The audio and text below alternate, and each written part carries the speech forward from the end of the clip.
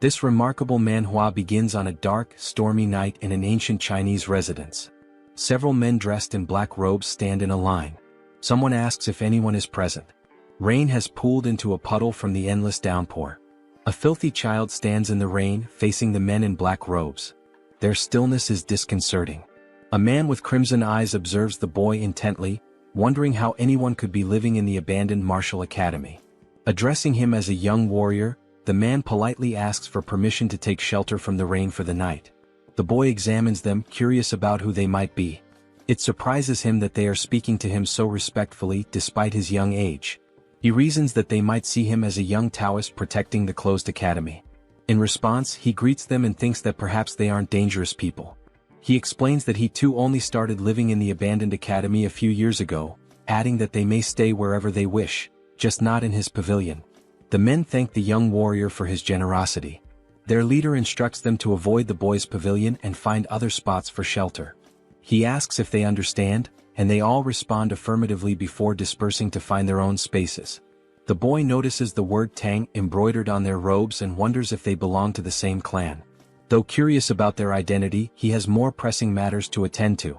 Entering his pavilion, he busies himself with preparing dinner for the children.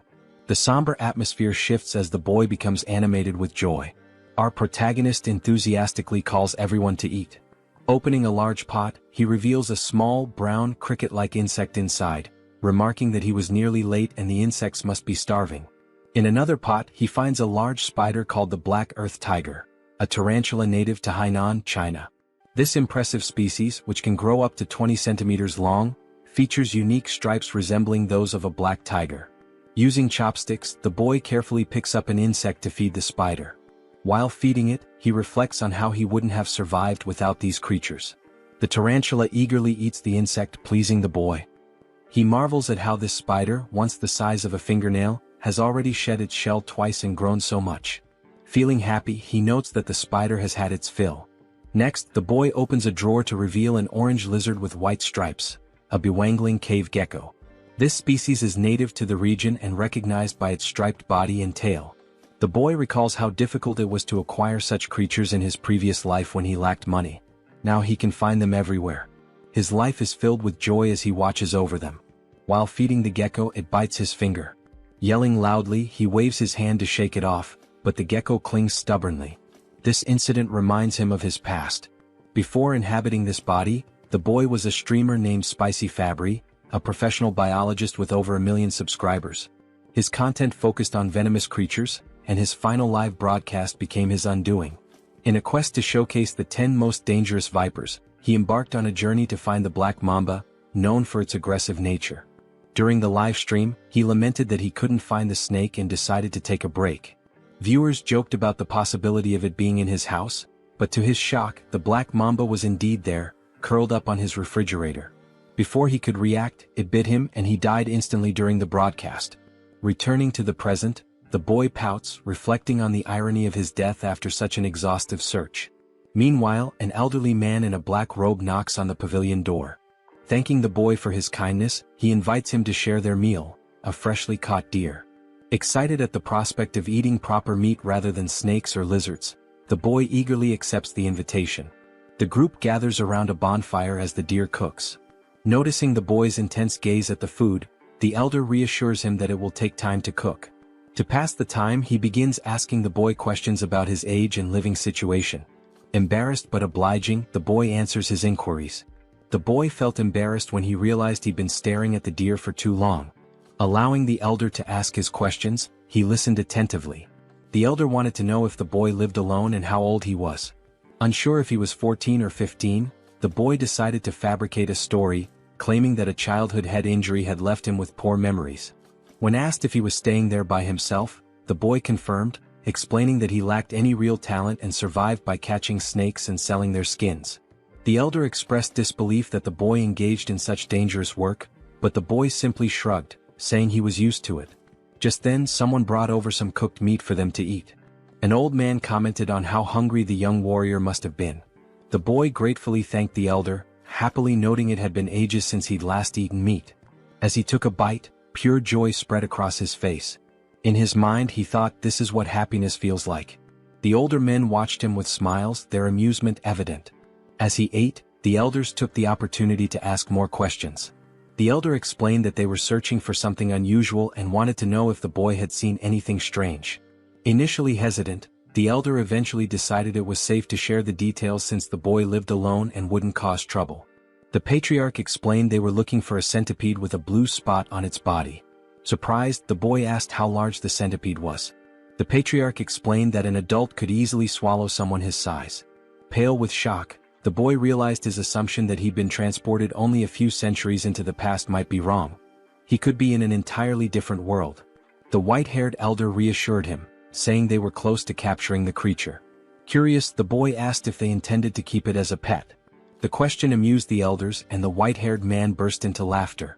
The patriarch chuckled, commenting on how funny the young warrior was. Through laughter, the elder clarified that raising the centipede wasn't their goal, they needed it for medicinal purposes.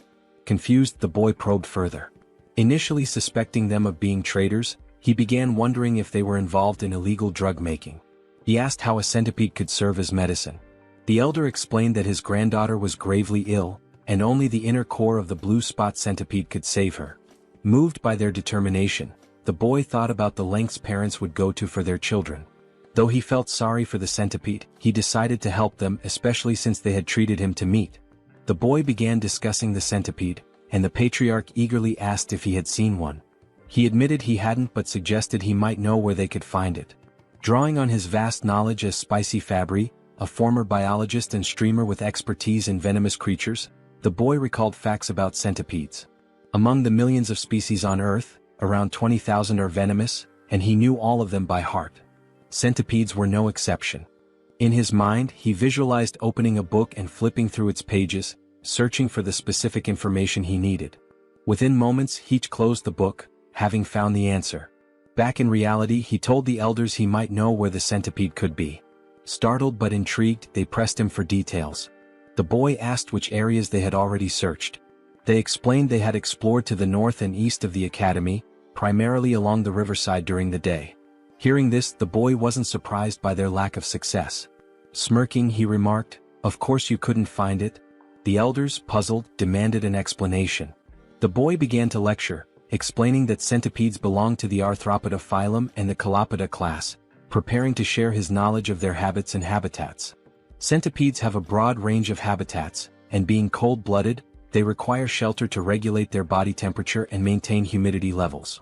Interestingly, unlike most insects with a waterproof outer layer, centipedes have weak waterproofing and pores in their shells, making them averse to wet environments. They thrive in high-humidity areas but avoid waterlogged places, as they can't survive long without moisture but dislike excessively damp conditions. Because of this, the blue spot centipede is unlikely to be found in jungles or near rivers. The elders were skeptical. They believed centipedes preferred environments like cracks in rotting wood. The boy clarified that while smaller centipedes might dwell there, the larger ones they were seeking wouldn't. Big centipedes avoid jungles and riverside rocks since these areas lack sufficient hiding spots. The elders exchanged glances, silently communicating. They then asked the boy where the centipede might be found. Promising a significant reward if he helped, the boy smiled and pointed westward, suggesting they search the Rocky Mountains in that direction. He explained that large centipedes rest under warm rocks during the day and come out at night. A few hours later, the search party scoured the Rocky Mountains. The patriarch climbed a tall, narrow rock, observing the surroundings. One of the men suggested that the young warrior might have been mistaken. The patriarch decided to end the search for the day, signaling the team with an arrow. As the men gathered around a bonfire, they were visibly exhausted but still clung to hope, trusting the boy's intelligence. The patriarch, deep in thought, eventually spoke, his voice heavy with emotion. He lamented that his daughter, Huayun, was the greatest talent in the Tang family's history and questioned why the heavens seemed to abandon her. Suddenly, a voice announced the Grand Patriarch's return. The patriarch welcomed him and they gathered around the fire. The Grand Patriarch confirmed that he too had failed to find the centipede. With Huayun's condition worsening and only a few months left, he doubted they could locate the creature in 10 days. A heavy silence fell. The patriarch suggested exploring the southern region the next day. The Grand Patriarch agreed but added that they hadn't found any traces so far. Hearing this, the patriarch suddenly burst into laughter, realizing something he had overlooked. He exclaimed that they were indeed in the right place. The Grand Patriarch was puzzled and asked if he had seen anything. The Patriarch replied no, but the Grand Patriarch elaborated. He explained that the complete absence of traces, no animals, droppings or markings, was a sign that the centipede might have cleared the area. The realization struck the Patriarch. Territorial animals might have fled or fallen prey to the centipede. Confident, the Grand Patriarch assured him that the blue spot centipede was definitely nearby. Their hope to save Huayan reignited. Suddenly the ground beneath them began to shake. Cracks appeared and the bonfire area started to crumble. To their horror, a massive limb emerged from the earth, followed by another. The men froze in terror as the enormous blue spot centipede revealed itself. Even the Grand Patriarch looked unsettled. Back at the academy, the boy grumbled about the chaos. He wondered how massive the centipede must be to cause such a commotion.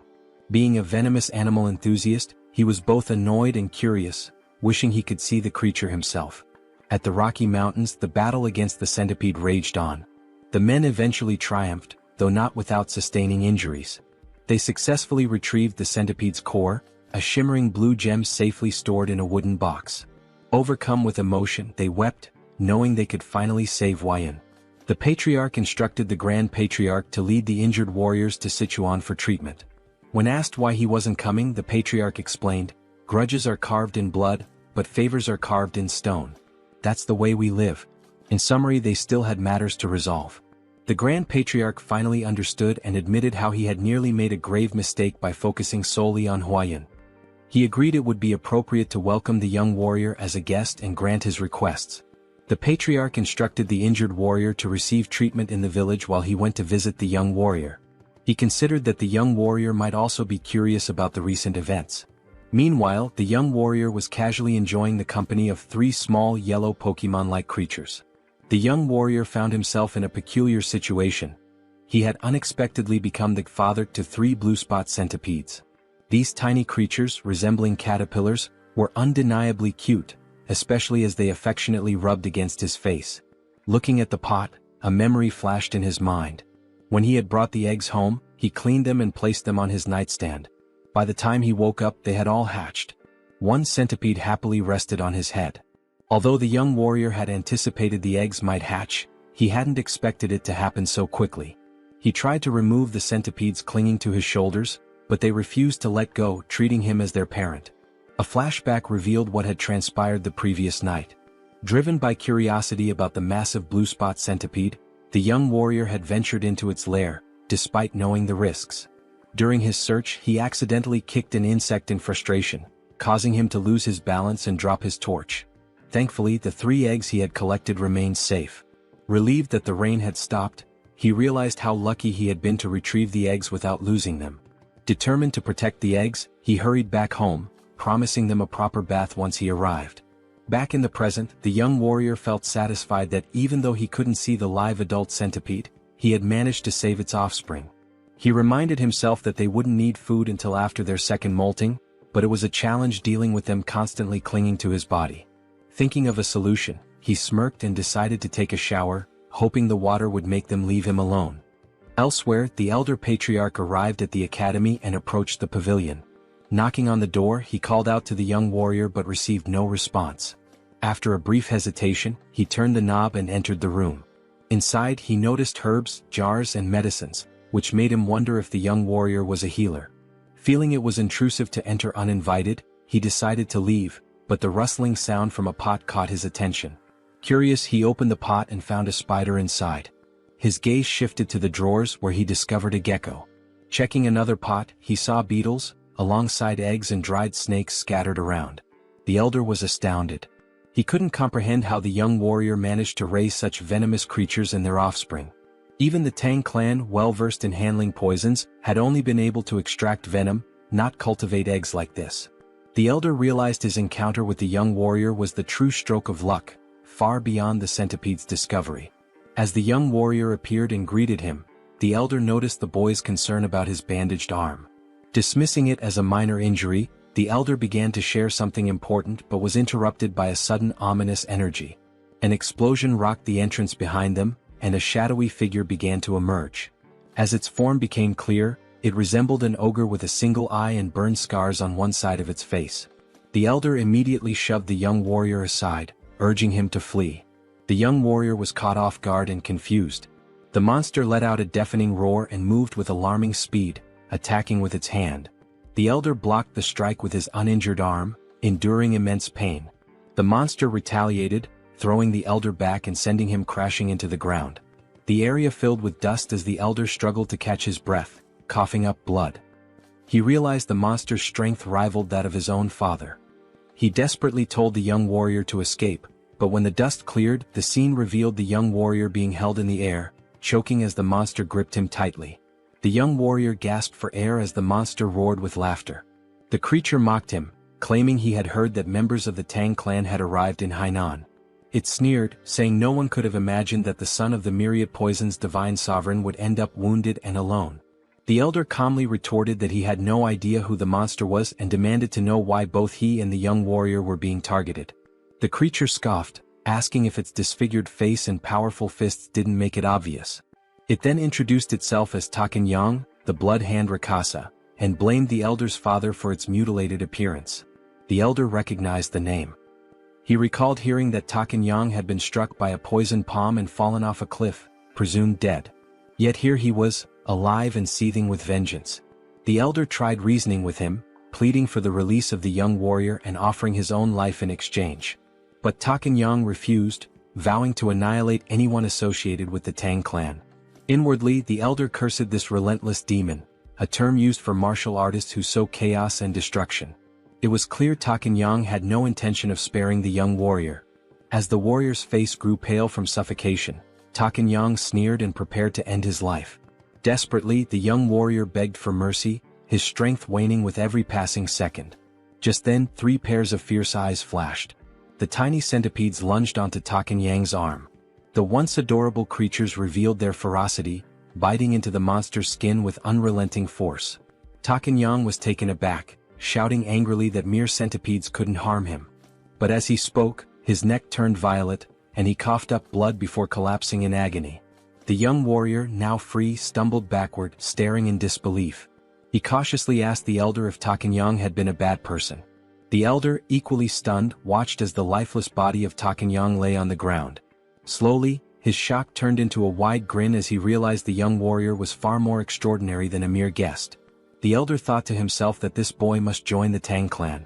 A few days later, the elder was recovering, and the young warrior diligently cared for him, placing a damp cloth on his forehead. The elder expressed his gratitude, but the young warrior suggested instead that he tell him the whereabouts of his companions so he could check on them. Realizing he couldn't leave the elder alone and that calling for a doctor wasn't an option, the warrior stayed.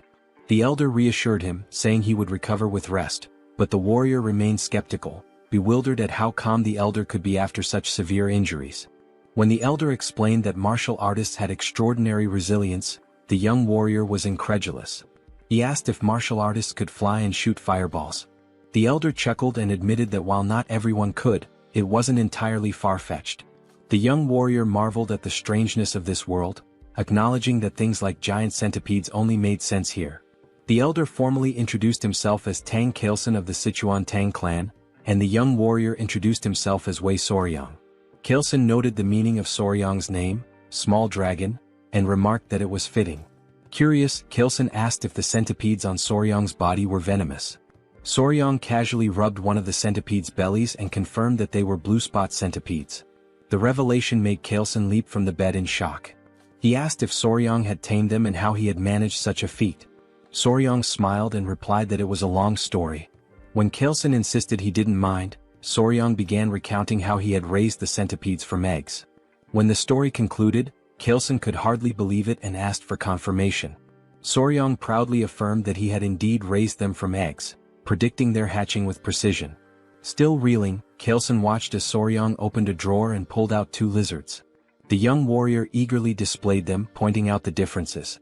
One had a brown body with yellow and white stripes, while the other, a product of selective breeding, had a plain brown body and a white tail. Kailson asked if Soryang had intentionally bred the lizards for their coloration. Blushing slightly, Soryang happily admitted that he had, simply because he found it beautiful. Kailson gathered his composure and asked if the young warrior could breed the most venomous creatures to produce even deadlier ones. Soryang responded with a surprised, "Huh?" In his mind he considered the possibility, it was theoretically feasible. He then explained to Kaelson that if they could determine which creatures had the most potent venom, it might be possible. Before he could finish, Kaelson exclaimed with excitement, "Really? That's possible?" His enthusiasm startled Soryang. Without hesitation, Kaelson declared that Soryang should join his family immediately. This left Soryang completely bewildered.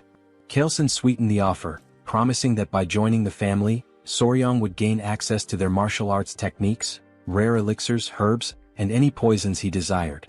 Kaelson further tempted him, saying someone of Soryang's skill could even capture or tame the legendary 10 great venomous creatures of the Central Plains. And if that wasn't enough, Kaelson casually mentioned one of the 3 flowers of the Central Plains, his daughter. Soryang shouted, "Hold on," and asked Kaelson to clarify what he had just said. Amused, Kaelson teased that while Soryang might be young, he was still a man. He continued talking about the flowers, but Soryang quickly interrupted, telling him to drop the subject. Shifting the topic, Soryang inquired about the 10 great venomous creatures, asking if they were as incredible as the blue spot centipede. Kaelson enthusiastically confirmed, explaining that while the blue spot centipede was remarkable, it ranked far below the legendary creatures. From giant scorpions to the golden frog that gleamed like gold, these creatures were beyond imagination. Kaelson grinned, sensing that he had piqued Soryang's interest. The young warrior's eyes sparkled with excitement. 2 days later, a member of the Tang clan arrived, alarmed by news of the blood hand Rakasa, Tak Anyang appearing. Kaelson explained that Anyang had been hiding and honing his martial arts, reaching a level close to his father's. The Tang clan members speculated that if the patriarch had sent Anyang to his demise, it might mean he had reached the realm of 10,000 poisons. They began congratulating him, but Kaelson clarified that he hadn't been the one to defeat Anyang, it was the young warrior. This revelation stunned the clan members. One of them immediately clasped Soryang's hands, expressing their gratitude for saving the patriarch. They even speculated if Soryang was an elder rejuvenated to a younger form. Soryang, confused by their assumptions, looked to the patriarch for clarification. Kaelson requested Soryang to reveal the truth. Understanding the signal, Soryang patted his chest and called out, "Come on out." The Tang clan members watched in amazement as Soryang's clothes rustled, and 3 tiny centipedes peeked out. Gasps of astonishment filled the room as the little creatures crawled forward.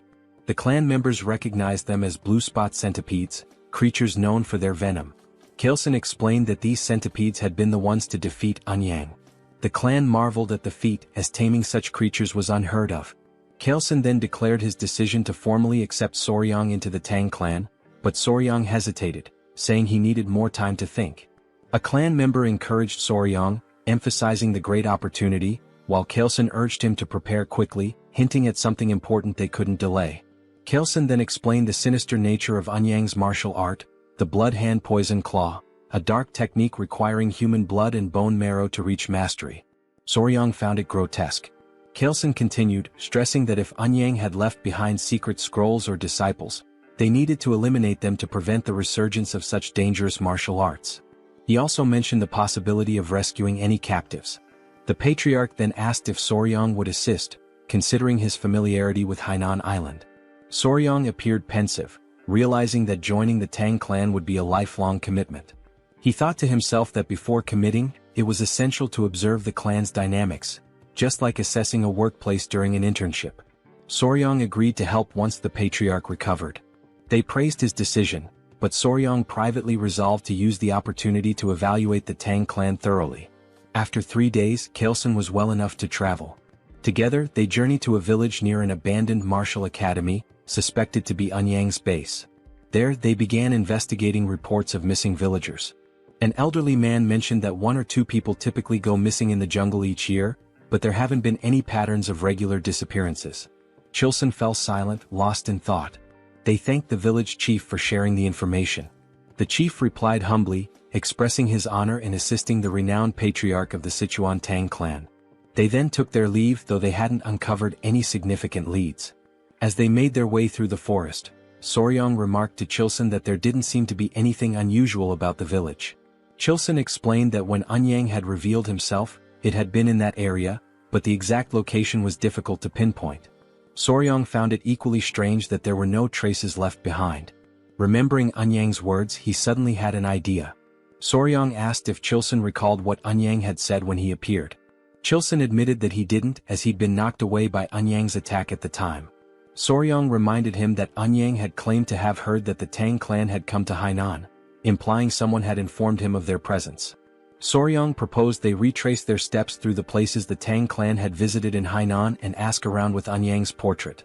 The Tang clan members were taken aback by Soryang's quick thinking. It made sense that someone who had seen them would have tipped off Eunhyang. Energized by the idea, they set out immediately. Their journey brought them to a gloomy village.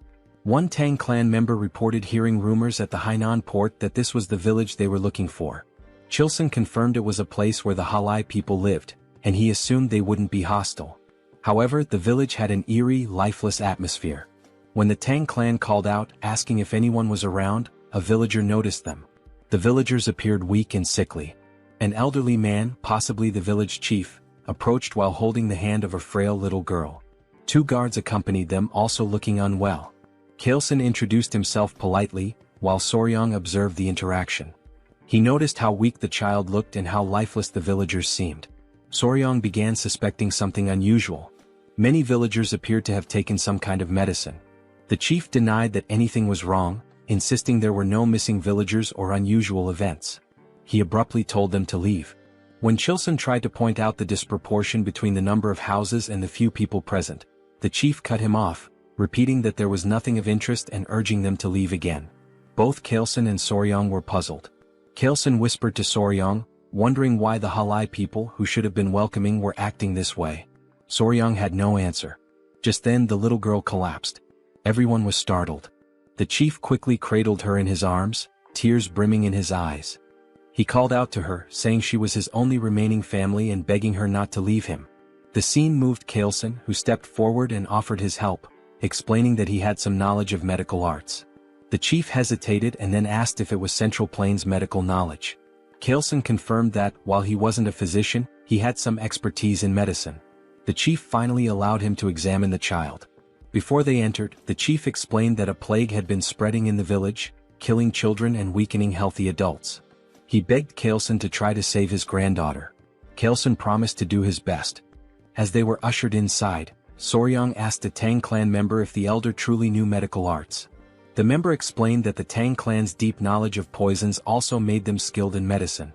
He added that martial arts training often begins with an understanding of one's own body, which includes medical knowledge. Soryang thought to himself that if he joined the Tang clan, learning medical arts would be far preferable to mastering their terrifying poison techniques. However, his thoughts were interrupted when the man casually mentioned that they sometimes tested poisons on captured criminals to study the effects. Soryang's expression turned comical as he realized this meant human experimentation, making him increasingly uneasy. Meanwhile, the streets of the village were eerily quiet. Inside one of the homes, Chilson sighed and explained that he had transferred some of his ki to the girl, stabilizing her breathing. The chief was overwhelmed with gratitude and begged them to save his only granddaughter. Chilson brought up an important point, noting that something seemed strange about the child's pulse. He asked if she had been born with a weak heart. The village chief explained that her illness began about 6 months ago. Not only his granddaughter but others in the village also started falling ill around the same time. They referred to it as a mysterious disease. That was why he initially told them to leave when they arrived at the village's entrance. Chilson reassured the chief, saying he would provide good medicine for the heart. He asked the chief to gather the villagers so they could distribute the remedy. Overcome with emotion, the chief burst into tears, expressing his heartfelt gratitude. Soryang quietly observed Chilson's actions with admiration.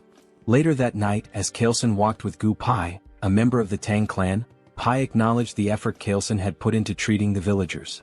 Chilson thanked him before Pai inquired about the symptoms.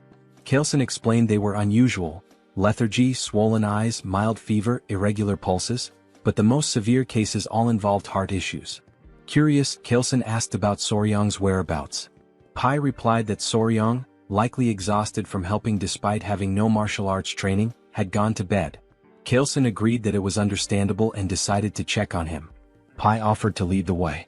When they entered Soryang's room, they found him sleeping soundly on the bed, with 3 centipedes resting in a basket nearby.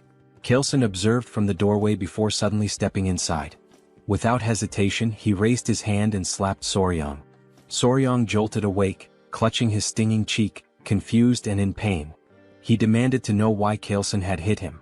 Kailson, with a serious expression, apologized and explained there had been a bug on Soryong's face, and he had only wanted to get rid of it. Soryong looked at him skeptically but allowed Kailson to explain further. Kailson said he had come to check on him before going to bed but noticed the bug. In this region, venomous insects were common, so he had acted quickly to prevent any danger. He showed Soryong the bug, a large, unsettling creature. Soryong was startled by the sight and then seemed to piece something together. He asked Kailson if all the patients with different symptoms shared one common condition: arrhythmia. Kailson confirmed this. Soryong suddenly realized the source of the village's mysterious illness and pointed at the bug, declaring it the culprit. He identified the insect as a kissing bug, a member of the Reduviidae family. These bugs feed on blood, often biting near the eyes or lips, and are so discreet they can draw blood more quietly than a mosquito. Known as vampire or assassin bugs, they aren't venomous but carry harmful parasites in their stomachs. When they bite, their excrement can transmit diseases like Chagas disease, a deadly illness that ranks high among animal-caused human fatalities. Soryong then asked the village chief if the village's dogs exhibited symptoms similar to those of the sick humans, such as shortness of breath. The chief confirmed they did and asked if the bug was to blame. Soryong affirmed this, adding that with proper medicine, his granddaughter and others could be saved. Kailson grinned and asked Pai what he thought. Pai commented on Soryong's perceptiveness, praising him as a young warrior of great potential. Watching them, Soryong was baffled by their expressions and wondered what was going on. They reminded him that they were members of the Sichuan Tang clan. When Soryong's puzzled face made it clear he didn't understand the significance, Kailson repeated the statement. Internally Soryong thought, so what? His irritated and confused expression was unintentionally amusing. Kailson began explaining the concept of goo. Some believed these were venomous parasites, while others thought of them as a form of witchcraft. According to him, malicious individuals in China bred these bugs to cause suffering or manipulate others. They would feed the bugs to people, causing either excruciating pain or complete subjugation. Soryong found the idea hard to believe. Kailson acknowledged it sounded extraordinary but added that many martial artists had been killed by goo, forced to harm their families, or enslaved by these evil practitioners. Because of this, efforts to develop antidotes to goo had been relentless. These cures could either expel the parasites from the body or destroy them entirely.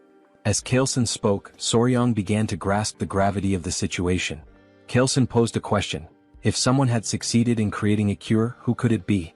With pride, he declared that it could only be the renowned Sichuan Tang family. He explained that if they had something capable of dissolving a fist-sized roundworm inside a body, dealing with a tiny bug would be no trouble. Then he revealed the curse-melting orb, stating that even a small dose of this medicine would suffice. Soryong expressed mild amusement, though inwardly he reflected on how extravagant the name sounded for what was essentially an antiparasitic drug. They reassured the village chief that they could save his granddaughter, and soon enough the villagers began recovering, starting with her. The chief was deeply relieved, and the villagers' warm hospitality was an unexpected but welcome reward. The villagers, with their bright and cheerful demeanor, lived up to their reputation for optimism. Kailson acknowledged that the situation would have been much harder without Soryong's insight in identifying the cause of the illness. He humbly redirected the villagers' gratitude to Soryong, praising him as their true savior. Despite the Tang family's medicine curing the villagers, Kailson insisted on giving all the credit to Soryong. Watching the villagers thank Soryong brought Kailson great satisfaction, as though he were the one being celebrated. Soryong was touched by this gesture. The villagers rejoiced, lifting Soryong and tossing him into the air repeatedly in celebration. Later, the village chief pulled Kailson aside to revisit their earlier conversation at the village entrance. When Kailson asked what it was about, the chief mentioned the villages where people had gone missing. Intrigued, Kailson asked for more details. The chief explained that one of the women in their village, originally from another settlement, had shared a troubling story. Years ago, her hometown suffered a tragedy where several villagers mysteriously disappeared. They believed they had finally uncovered the truth. Kailson inquired about the village's location, and the chief pointed them westward. Upon arrival, the stench of decay was overwhelming, confirming they were in the right place. The scene was grim. Corpses, refuse and insects littered the area, with poison lingering in the air. Pai warned Soryong not to look, but Soryong had already seen it all. Amid the carnage, a man spotted something unusual, a golden chicken foot peeking out of a pile. On closer inspection, it was attached to a bird, a magnificent creature with a golden tail and feathers in shades of purple, pink, and black. The bird radiated an almost magical aura. One of the men, angered by the bird's presence among the dead, hurled a rock at it despite Kailsun's attempt to stop him. The rock missed, but it caught the bird's attention. Kailsun, sensing danger, placed a calming hand on the man's shoulder, warning that something felt off. The bird spread its wings, releasing a toxic miasma that melted nearby skeletons. Startled, Soryang was grabbed by someone who covered his mouth to prevent him from inhaling the poison. Kailsun commanded everyone to flee while shielding Soryang. He explained that the creature was a jinyao, a poison-feathered bird. Once safe, the group gathered around Kailsun, who described the bird in detail. Its wingspan reached 5 feet, its sharp beak gleamed bronze, and its body was cloaked in vibrant purple feathers. The creature could spread death with a single movement, turning everything around it to poison. Atop its head sat a golden crown, giving it an air of regal menace. Soryang, captivated, asked if it was one of the 10 great venomous creatures. Kailsun confirmed that it was and explained that the jinyao held the top rank, earning the title of the king of all venom. Soryang's excitement was palpable as he imagined how even the most dangerous insects and snakes seemed tame in comparison. Kailsun explained that the jinyao was likely drawn to the area by venomous snakes, as it only consumed the heads of such creatures. When Soryang asked how common they were, Kailsun replied that sightings were rare, perhaps once in a century. Fascinated, Soryang asked if it was possible to capture the creature. His question left the Tang members stunned. Kailsun, however, was amused and inquired if Soryang truly wanted to try catching it. When Soryang admitted he did but expressed concern about the venom, Kailsun smiled knowingly. He remarked on Soryang's keen interest in the 10 great venomous creatures and assured him that if he was serious, there was indeed a way. Soryang was astonished. Kailsun explained that if he mastered the Tang clan's poison techniques, he would gain immunity to all toxins and even withstand Jinyao's venom. Only through the martial arts of their clan could one nullify all poisons in the world. Kailsun, ever cunning, casually mentioned that their techniques are never taught to outsiders. Even if he wished to help as the patriarch, he couldn't break the clan's rules. Eagerly, Soryang asked if joining the family would grant him the right to learn. He also inquired whether achieving immunity to poison would truly let him endure Jinyao's venom. Kailsun confirmed and promised to teach him everything without reservation if Soryang agreed immediately. He also assured him that he would personally oversee his progress. However, Kailsun added that if Soryang hesitated too long, he might reconsider. Feeling the pressure, Soryang declared his decision to join the clan and expressed his anticipation for Kailsun's guidance, calling him patriarch instead of elder. Kailsun's mischievous grin betrayed his satisfaction, though he acted as if he hadn't coerced Soryang into agreeing. Kailsun told Soryang that from that moment onward, he would forever be part of their family. Back at a decayed location, traces of the blood hand Rakshasa, Tak Anyang, were found in a cave. Footsteps led to a notebook discovered inside, which was brought to Kailsun. After scanning its contents, he confirmed it held the secret techniques of the blood hand poison claw. Soryang was unnerved, noting it was written in blood. Kailsun decided it was time to return. When Soryang asked if they were heading to Sichuan, Kailsun replied that it was the best course of action now that they had secured the blue spot centipede's core and the manual. Soryang requested a stop at the academy to release his friends and gather his belongings, which Kailsun approved. As they departed, Soryang glanced behind and noticed something unusual. Pointing it out, they discovered a shining purple feather from the jinyao. They all stared at it thoughtfully. Kailsun picked it up and told Soryang it would serve as a keepsake to commemorate his joining the family. Soryang expressed interest and thanked him, but Kailsun corrected him, suggesting he change how he addressed him after the upcoming ceremony. Soryang wondered if it would be some kind of initiation ritual. Meanwhile, at the Tang clan, the Grand Patriarch Tang Musong had finally returned. Exhausted, he wasted no time and inquired about Huayun's condition. Clan members rushed him inside, reporting that she was barely holding on to life. The door opened and Musong immediately called for Huayun. Those inside were surprised by his arrival. He informed his daughter-in-law that he had succeeded in acquiring the medicine and revealed the blue spot centipede's core. Overcome with relief, the daughter-in-law began to cry. Preparations were made to administer the medicine. Musong was deeply moved by Huayun's pained expression, thankful he had hurried back in time. At his daughter-in-law's urging, Musong gave the medicine to his granddaughter. A radiant blue light enveloped her as he placed a finger on her wrist to check her pulse. Everyone anxiously hoped for her to open her eyes, watching and waiting. Meanwhile, Soryang felt groggy, marveling at the vastness of the Central Plains, which far exceeded his expectations. The journey had taken over a month and a half, beginning with a boat ride from Hainan to Hangzhou and continuing through Nanjing before finally arriving in Sichuan. At the residence of the Sichuan Tang clan, Pai excitedly announced their destination to Soryang. Standing at the grand entrance, Soryang gaped as he learned the entire mountain belonged to the Tang clan, aptly named Tang Clan Mountain. He swallowed nervously, overwhelmed by the sight. Immediately, members of the Tang clan emerged to greet the patriarch. Soryang was astonished by their sheer numbers, wondering if all of them belonged to the Sichuan Tang clan. Among the crowd, a girl in a red dress ran toward them, her face lit with tears of joy as she called out for her father. It was Huayan. She embraced her father tightly, crying tears of relief. Soryang meanwhile was spellbound. Her radiant beauty left him speechless, surpassing even the celebrity he had once been involved with in his past life. Chilson, pleased to see his daughter alive, introduced Huayan to Soryang. Dazed, Soryang struggled to piece together Chilson's earlier comments, muttering something about weeds or grass before Chilson corrected him. It was all about the flower. Huayan's cheeks flushed red. Chilson told Soryang that the girl beside him was the flower he had previously dismissed. Soryang was left dumbfounded. He recalled their earlier conversation about the flower and felt a wave of embarrassment. In that moment he knew he had made a grave mistake. He never imagined he had overlooked the chance of being with such a beautiful woman, the only daughter of the Sichuan Tang clan, famously known as the venomous flower, Tang Huayan. Since childhood, Huayan carried a hidden emotional weight. She once overheard elders discussing her. While they were uncertain of her talent, they agreed her beauty was exceptional, enough to rank her among the 3 flowers of the Muram. The conversation shifted to finding her a suitable husband. One elder mentioned suggesting the patriarch take a second wife, but the patriarch had declined, leaving him baffled. Hearing this, Huayan resolved to prove herself to the clan by excelling in their martial arts. She wanted to show that even as a woman she could contribute greatly to the family. However, her impatience led her astray, creating an internal heart demon that caused a key deviation in her training. When Huayan awoke, her mother, the Grand Patriarch, and 2 others surrounded her bed. Her mother looked visibly relieved.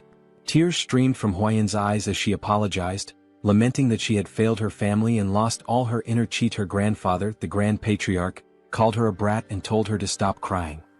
He reminded her how far she had come to reach the level of mastering 100 poisons and told her to cheer up. Huayan's confusion grew when he mentioned 100 poisons. She noticed her aura glowing and asked for clarification. The Grand Patriarch revealed a story about a mysterious young warrior who had not only saved her life but also endowed her with the inner chi of 1,000 poisons, far surpassing what she had previously achieved. In the present, Huayan asked about weed, leaving Soryang utterly embarrassed. His earlier flippant remark comparing her to weeds resurfaced in his mind. He berated his past self for such thoughtlessness but tried to dismiss the moment by joking that the patriarch had taken the comment too seriously. Gathering himself, he greeted Huayan formally, stating how glad he was to see her healthy. Huayan introduced herself as Tang Huayan, also known as the venomous flower. She expressed her gratitude, promising never to forget the life-saving favor he had done for her. Soryang, entranced by her beauty, struggled to form coherent thoughts. Kaleson interrupted, asking Soryang what he thought of his daughter. To Soryang's shock, he heard a voice in his head, realizing it was some form of sound transmission. Kaleson teased, asking if Soryang agreed that Huayan was stunning and hinted at the possibility of them growing closer. Later, Soryang rested in a large bath, feeling utterly drained. Nearby, the centipedes he had cared for were sleeping peacefully in a basket. He noticed one waking up and, surprisingly, smiling at him. Despite their intimidating appearance, they seemed to understand his words when he warned them about the hot water, willingly staying in the bucket as he suggested. Amused by their behavior, Soryang recalled Pai's mention that centipedes were spiritual creatures. He made a mental note to learn more about them later. However, Kaleson's earlier remarks about Huayan lingered in his mind, leaving him restless. At another pavilion, the family gathered around a large table. The Grand Patriarch, the Patriarch, his wife, and Huayan. Kaleson announced his decision to give Soryang the East Wing Room, a space traditionally reserved for couples in Chinese residences. The Grand Patriarch questioned if Soryang was truly that talented. Kaleson confirmed, explaining that Soryang's remarkable abilities went far beyond mere chance encounters. He elaborated that Soryang not only possessed unparalleled knowledge of venomous creatures but also defeated Ouyang, encountered legendary spiritual creatures, and even hatched the blue spot centipede eggs himself. The Grand Patriarch commented on the Patriarch's luck in finding such a treasure. The conversation then turned to Huayan. Kaleson told his daughter that he wished to make Soryang his son-in-law, asking for her opinion. As Huayan processed her father's words, realization dawned on her. She grew quiet. Huayan wanted to prove that she could bring greater value to the clan now that she possessed the 1,000 poisons constitution, surpassing the mere 100 poisons constitution. She responded that as a member of the Tang clan, she understood her father's intentions. However, she declared that it was her responsibility to determine if the young warrior was truly deserving of her. Without waiting for a reply, she dashed out of the room, leaving behind an awkward atmosphere. In Kaleson's mind, he thought the young warrior ought to be cautious. Though his rose was stunningly beautiful, her thorns were equally sharp. Huayan ran swiftly, her emotions in turmoil. Now that she had achieved the 1,000 poisons constitution, she was determined not to stop there. She knew that unless she pushed further, the elders would never fully recognize her. She resolved to evaluate the young warrior thoroughly, from his abilities to his character. Meanwhile, Soryang was lost in thought, contemplating how to navigate the situation. He suspected Huayan might harbor resentment toward him. Half-jokingly he asked his centipedes, his kids, for advice. Suddenly Huayan appeared before him, stunning him completely. She was breathtaking. Side note: the art style here is so vivid it feels like a scene straight out of a classic manhwa. Back to the moment, Huayan quickly excused herself, saying she was in a hurry, and asked for his hand. Soryang extended his hand hesitantly, blushing as he did so, feeling like a loyal pet offering a paw.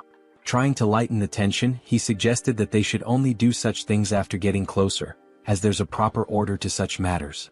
Huayan froze for a moment before understanding his misunderstanding. Her face turned beet red as she corrected him, insisting that wasn't her intention at all. Realizing his mistake, Soryang felt a wave of embarrassment. Huayan sighed and clarified again, explaining that she had only wanted to check his pulse. She apologized for startling him by suddenly asking for his hand. Sitting beside him, she admitted that her approach had been abrupt and assured him that she only wanted to explain some things. Soryang listened attentively. Huayan began recounting her struggles, sharing how, as the Tang clan's sole direct descendant, she constantly faced schemes from the branch families. To secure the family's future, the elders had decided to seek a capable son-in-law. They even considered how Soryang's role within the family might change should he join. She apologized in advance for needing to confirm something but assured him that no matter the outcome, she would treat him with respect as her benefactor, potentially even as a sworn sibling. Soryang reassured her, offering his hand again and saying she was free to confirm whatever she needed. Huayan placed her hand on his wrist, emitting a faint blue aura as she assessed his pulse. She explained that the Tang clan's martial arts were unique. They required practitioners to adapt to toxins gradually as their internal energy grew. The poisons were ranked: 5 poisons, 10 poisons, 100 poisons, 1,000 poisons, and finally 10,000 poisons. To her surprise, Soryang's body could adapt to 10 poisons, a rare feat for someone not born into the Tang clan.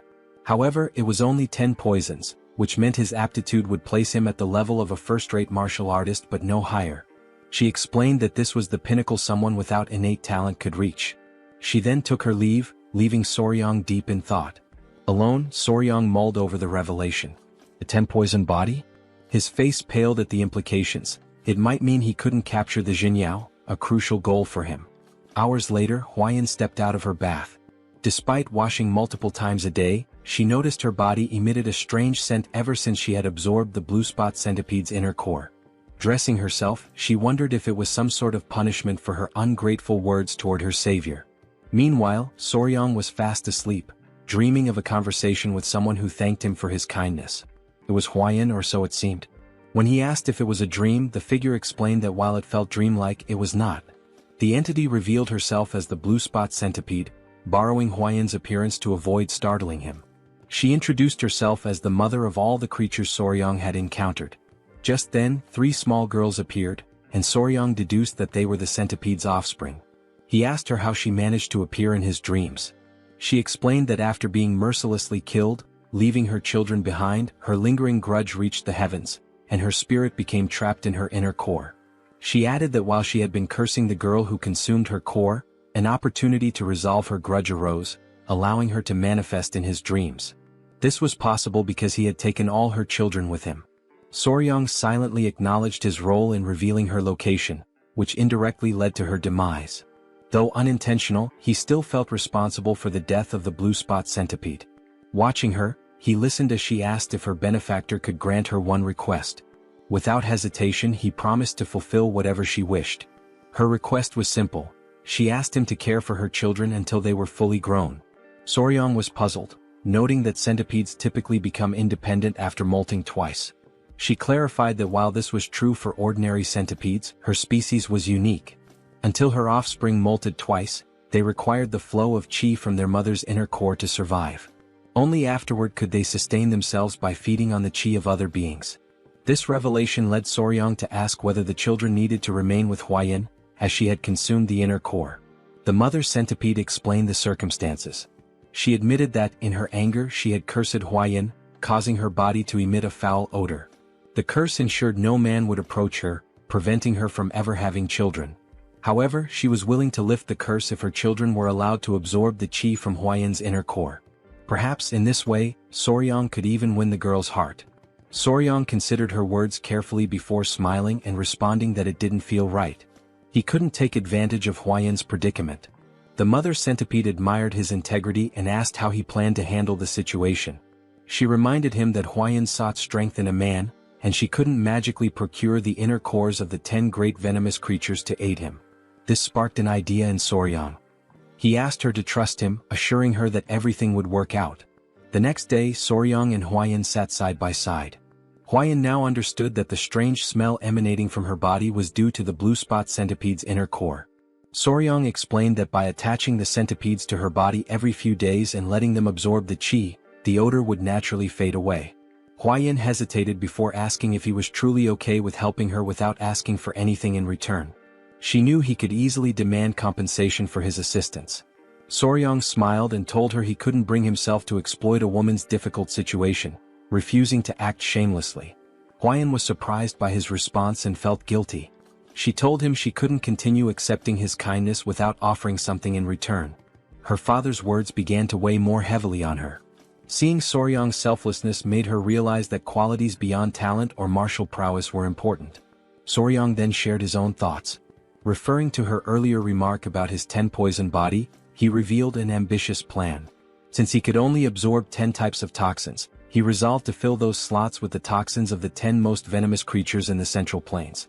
Huayan was shocked, interpreting his words as a bold declaration to become the strongest under the heavens, all for her sake. The thought made her cheeks flush.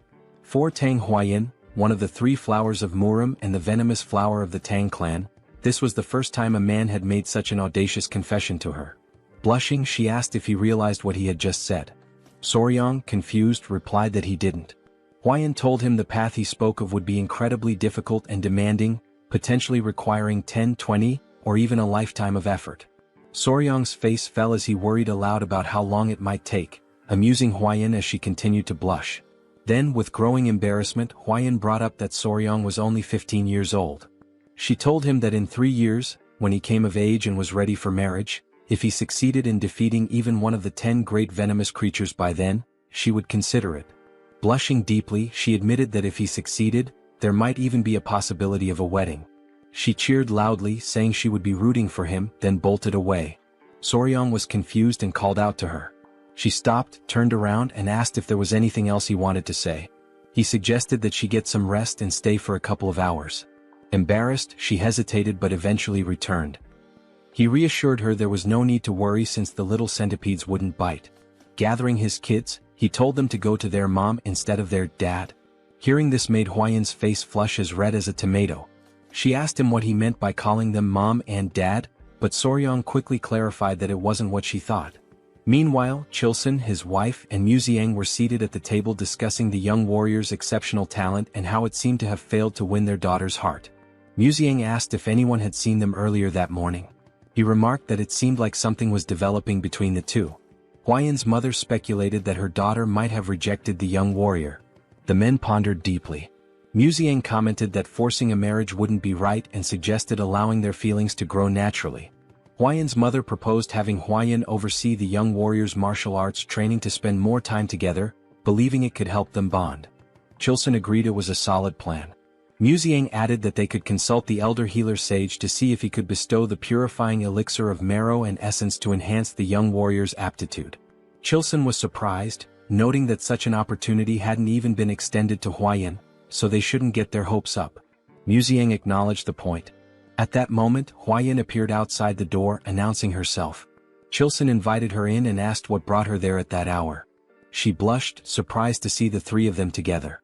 She said she had something to share, blushed again, and then all at once, declared she would do as her father had suggested. Chilson was taken aback and asked what she meant. Her mother invited her to sit and asked if she was implying that the young warrior had caught her interest.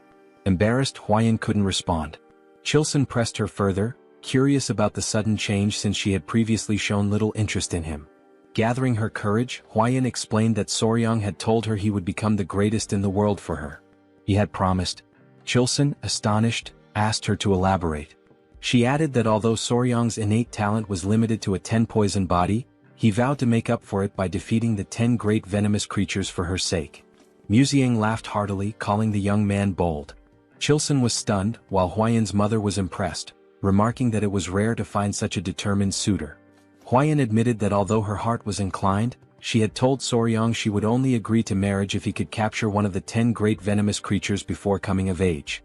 Her father joked that she should have raised the bar to 3 creatures, while her mother commented that men often miss subtle hints. Huayan asked if she should go explain it to him. Her mother advised against it, reasoning that if Soryang didn't realize their tacit approval, he would only work harder. Muziang suggested treating him as a prospective son-in-law while pretending they were undecided, confident that his efforts would naturally lead him to become part of the family.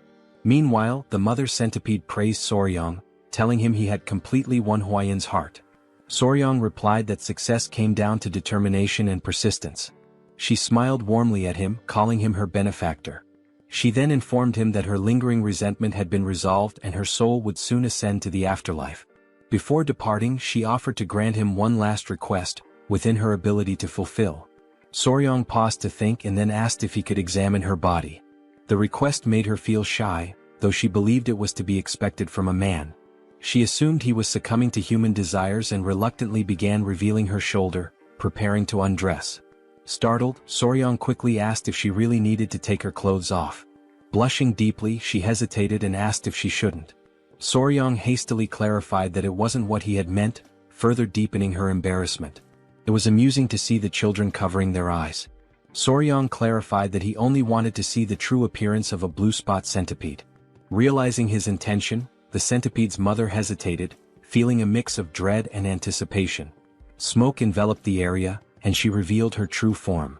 Soryang gasped, overwhelmed by her magnificent and enormous appearance. His excitement was palpable. Without waiting for permission, he reached out to touch her, marveling at her size and asking endless questions. Was her body waterproof? How strong was her venom? Could he touch her legs, her antennae, even her fangs? The sheer enthusiasm in his voice was undeniable. The children continued covering their eyes, which only added to the charm of the moment. The centipede mother was slightly embarrassed by his passionate curiosity, particularly when he insisted on touching her fangs despite her warnings of their danger. She began to wonder if her daughters would truly be safe with a man like Soryang, whose touch carried an unusual energy. She couldn't help but laugh, finding it odd yet endearing how he drooled slightly while running his hands over her. Later, Chilson invited Soryang for tea. Chilson revealed that he'd learned everything from Huayan and declared that Soryang would be accepted as their son-in-law. Surprised, Soryang tried to clarify that he thought the arrangement was conditional and would require 3 years to finalize. Chilson dismissed his concerns, stating the marriage would naturally happen when he came of age. Huayan's mother warmly welcomed Soryang into the family, referring to him as her son-in-law. Mu Seong expressed his satisfaction, noting that Huayan had found an exceptional partner and that their clan would thrive even more.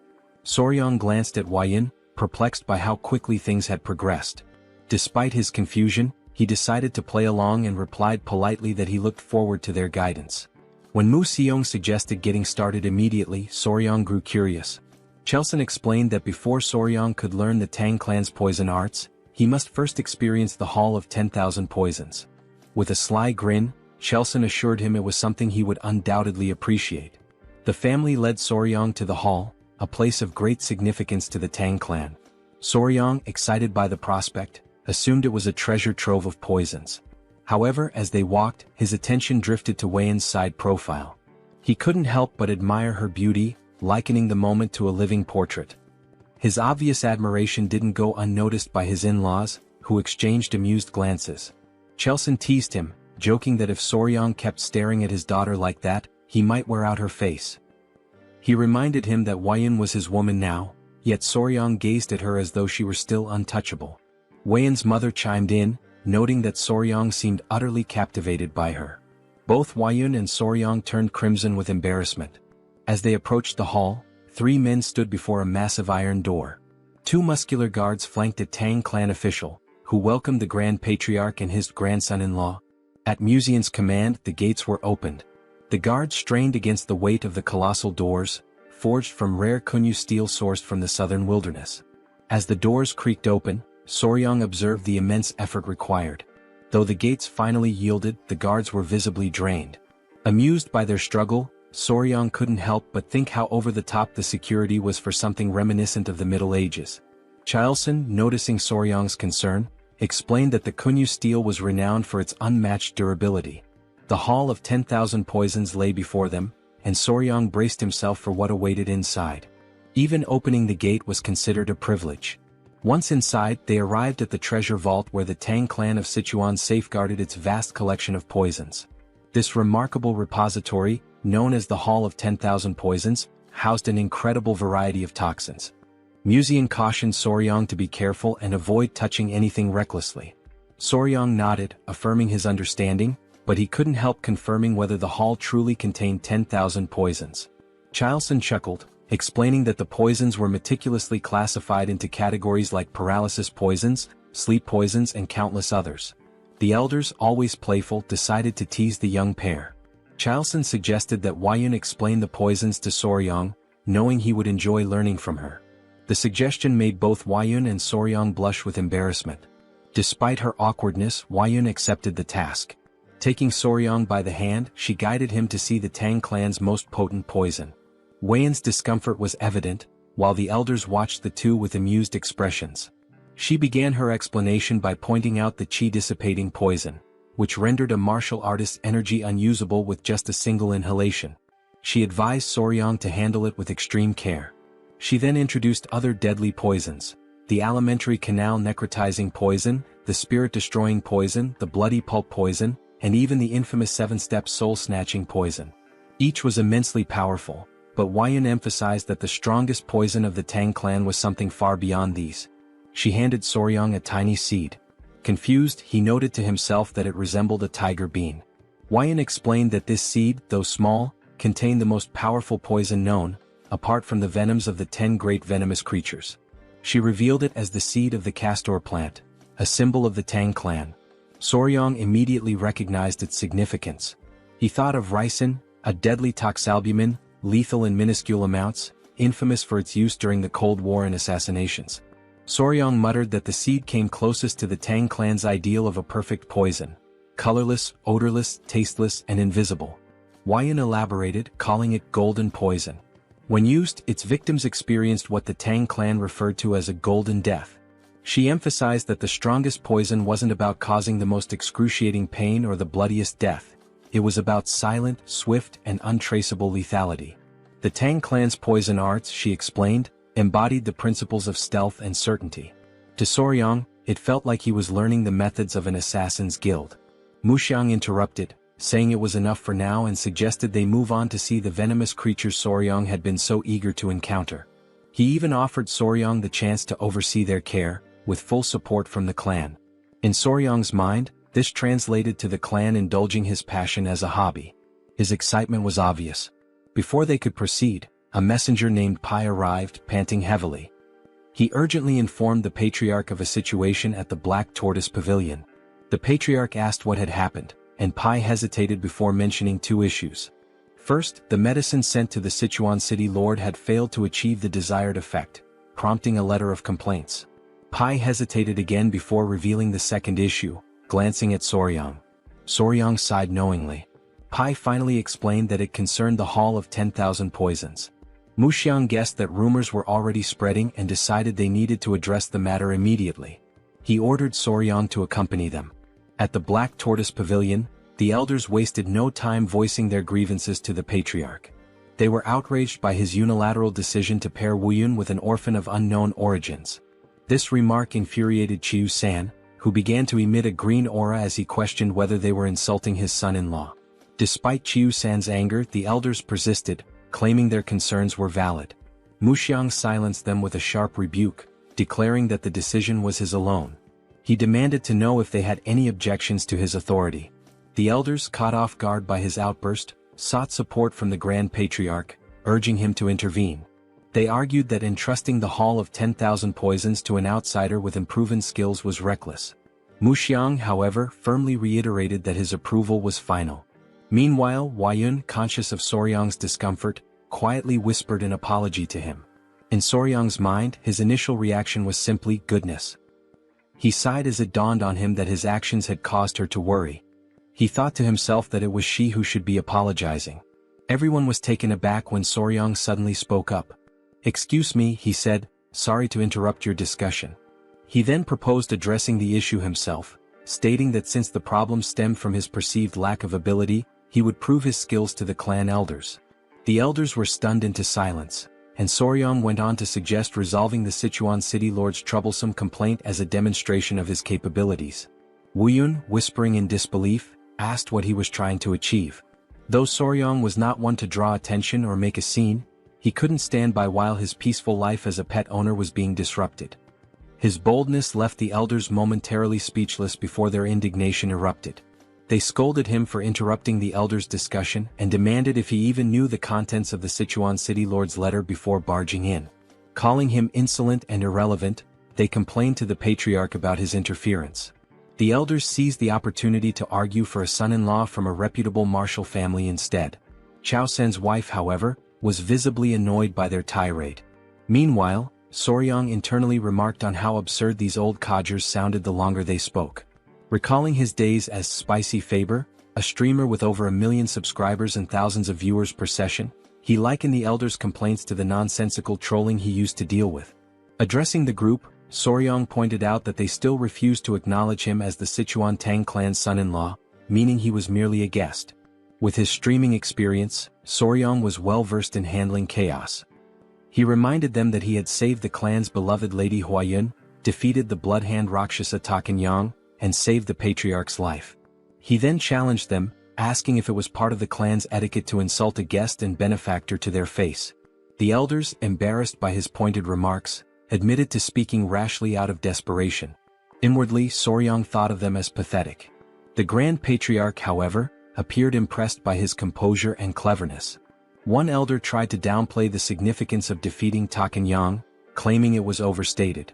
The Patriarch quickly silenced the objection by presenting a document, none other than the secret manual of the blood sect's bloodhand poison arts, written in blood. The elders gasped in shock.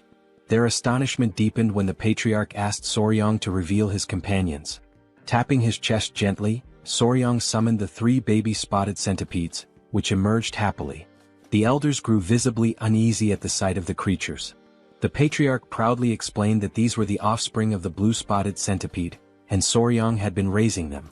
He further revealed that these centipedes were the ones that had killed Takanyang. One elder, still in disbelief, confirmed if Soryang had truly managed to control a blue-spotted centipede. Soryang and the Patriarch shared knowing grins, teasing the elders. Chao San added that addressing Soryang as a young warrior instead of recognizing him as the clan's son-in-law was telling. Soryang even joked, warning the centipedes not to bite anyone unless they wanted to end up as lifeless as Takanyang. The elders, thoroughly flustered, began backtracking. They denied refusing to accept Soryang, offering feeble excuses about proper procedures and natural hesitations. The Grand Patriarch, exasperated, decided to table the discussion on Soryang's status for the moment and focused on the Hall of 10,000 Poisons. He asked why Soryang was not allowed entry, to which the elders replied that Soryang was not fully integrated into the family and was too young to be entrusted with such responsibility. The Grand Patriarch, seeing an easy solution, asked Soryang to demonstrate his abilities. Soryong smiled confidently and declared that he would prove himself worthy of the Sichuan Tang clan in their own style, by using poison. The elders were aghast, misinterpreting his words. They shouted in disbelief, asking if he intended to poison the Sichuan city lord instead of helping him. Soryong was left utterly confused by their reaction. Deep down, Soryong was puzzled, as he believed that the Sichuan Tang clan addressed poison-related matters the following day. The Grand Patriarch announced that Soryong would now begin training in the Tang clan's martial art, the 5 Venoms returning technique. Soryong asked if the training would also involve physical exercises. The Grand Patriarch explained that as Soryong practiced martial arts, his body would naturally adapt to align with the techniques. Mu Soryong further clarified that the Tang clan focused on practicality, so Soryong would learn skills that could be immediately applied in real situations. Mu Soryong unpacked an array of weapons: arrows, daggers, shuriken, and more. They started with concealed throwable weapons such as needles, coins, darts, powders, daggers, and throwing knives. Mu Soryong explained that while there were many unconventional concealed weapons, they could mostly be divided into 5 types. He asked Soryong which one he thought was the easiest to handle. Soryong guessed it was the dagger or throwing knife, which turned out to be correct. Then Mu Soryong inquired about the most difficult weapon. Soryong suggested powder, as it needed to be scattered effectively. However, Mu Soryong informed him that the needle was the most challenging. Surprised, Soryong assumed it was because the needle was small and thin, making it tricky to throw. Mu Soryong explained further, it wasn't just about the difficulty of throwing. Soryong would also need to remember exactly where he threw each needle. To demonstrate, Mu Soryong separated the head of a brush from its handle and made a quick motion. Suddenly, the brush's bristles floated in the air and transformed into needles, raining down and embedding themselves into the ground. Soryong was stunned by how the bristles acted like actual needles. Mu Soryong revealed this was part of the Tang clan's hidden weapon technique called sky-obscuring flower rain, a secret art where hundreds or thousands of needles fall like flower petals, covering an area. In Soryong's mind, it seemed like the technique involved scattering needles everywhere and then fighting on the same turf. He expressed concern that with an area filled with such needles, there would hardly be any space to move. Mu Soryong laughed and confirmed his assumption, adding that Soryong would have to remember the needles' positions to avoid falling victim to his own technique. To Soryong this seemed almost unbelievable. He broke into a sweat as he confirmed with Mu Soryong that he would need to remember the positions of needles that deflected opponents as well as those that missed their mark. Mu Soryong affirmed this, informing him that with the 5 Venoms body, he'd need to memorize at least 100 positions just to begin. Soryong turned pale at the thought. Afterward, Soryong collapsed face first onto the ground. Lady Huayan arrived, wearing a beekeeping suit, and asked if she looked ready. She explained that she had heard he was planning to catch a hornet and wondered if the suit was unnecessary. Soryong assured her it wasn't. Her suit would allow them to catch one themselves instead of waiting for it to come. Huayan asked if he knew where the hornet's nest was, and he replied that she'd understand once they arrived. Huayan informed him she had spotted a nest nearby, so they headed out together. As they walked, Huayan brought up the letter sent to the Sichuan city lord and asked if Soryong had read it. Soryong confirmed he had. Blushing, Huayan expressed concern that he might not fully understand the letter's contents due to his young age. Soryong responded confidently, remarking that yang qi, a man's vital energy, was indeed important. Embarrassed, Huayan quickly told him that was enough, but it was clear he already understood. The great issue troubling the Sichuan city lord, as Soryong revealed, was erectile dysfunction. His rot was no longer functioning. Huayan grew suspicious of Soryong's knowledge on the subject, given his age. Soryong brushed it off, explaining he had lived alone for some time. Embarrassed, Huayan quickened her pace. A few hours later they arrived at the forest. Soryong became distracted by the creatures there, and Huayan had to keep him focused until they reached their destination. The nest was located inside a small cave-like hollow, which seemed like an ideal spot for hornets. As they approached, Huayan asked what it meant to find a hive without bees. They put on their headgear as Soryong explained that while they were looking for hornets, they wouldn't be capturing any bees. Huayan was confused but followed his lead. They reached the hole, and Soryong explained that the venomous insect they sought was more likely to be found in smaller, weaker hives. Huayan hadn't known this but was relieved to see that the hive seemed to contain what they needed. An insect emerged from the hive, and with a swift movement, Soryong caught it using chopsticks. They hadn't come there to catch a hornet. The insect they were after was something else entirely. That tiny creature would solve the Sichuan city lord's problems. Hwayan asked about the bug, wondering if it was a ground beetle. She guessed correctly. Soryong realized that in this world, the insect was indeed called a ground beetle.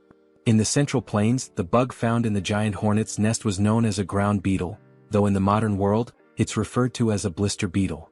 Hwayan asked if it was normal for ground beetles to be found in a hornet nest. Soryong explained that their life cycle was quite unique. Blister beetles have an unusual method of reproduction. Unlike most insects that either guard their eggs or create a safe space for them to hatch, this little creature simply lays its eggs wherever it pleases.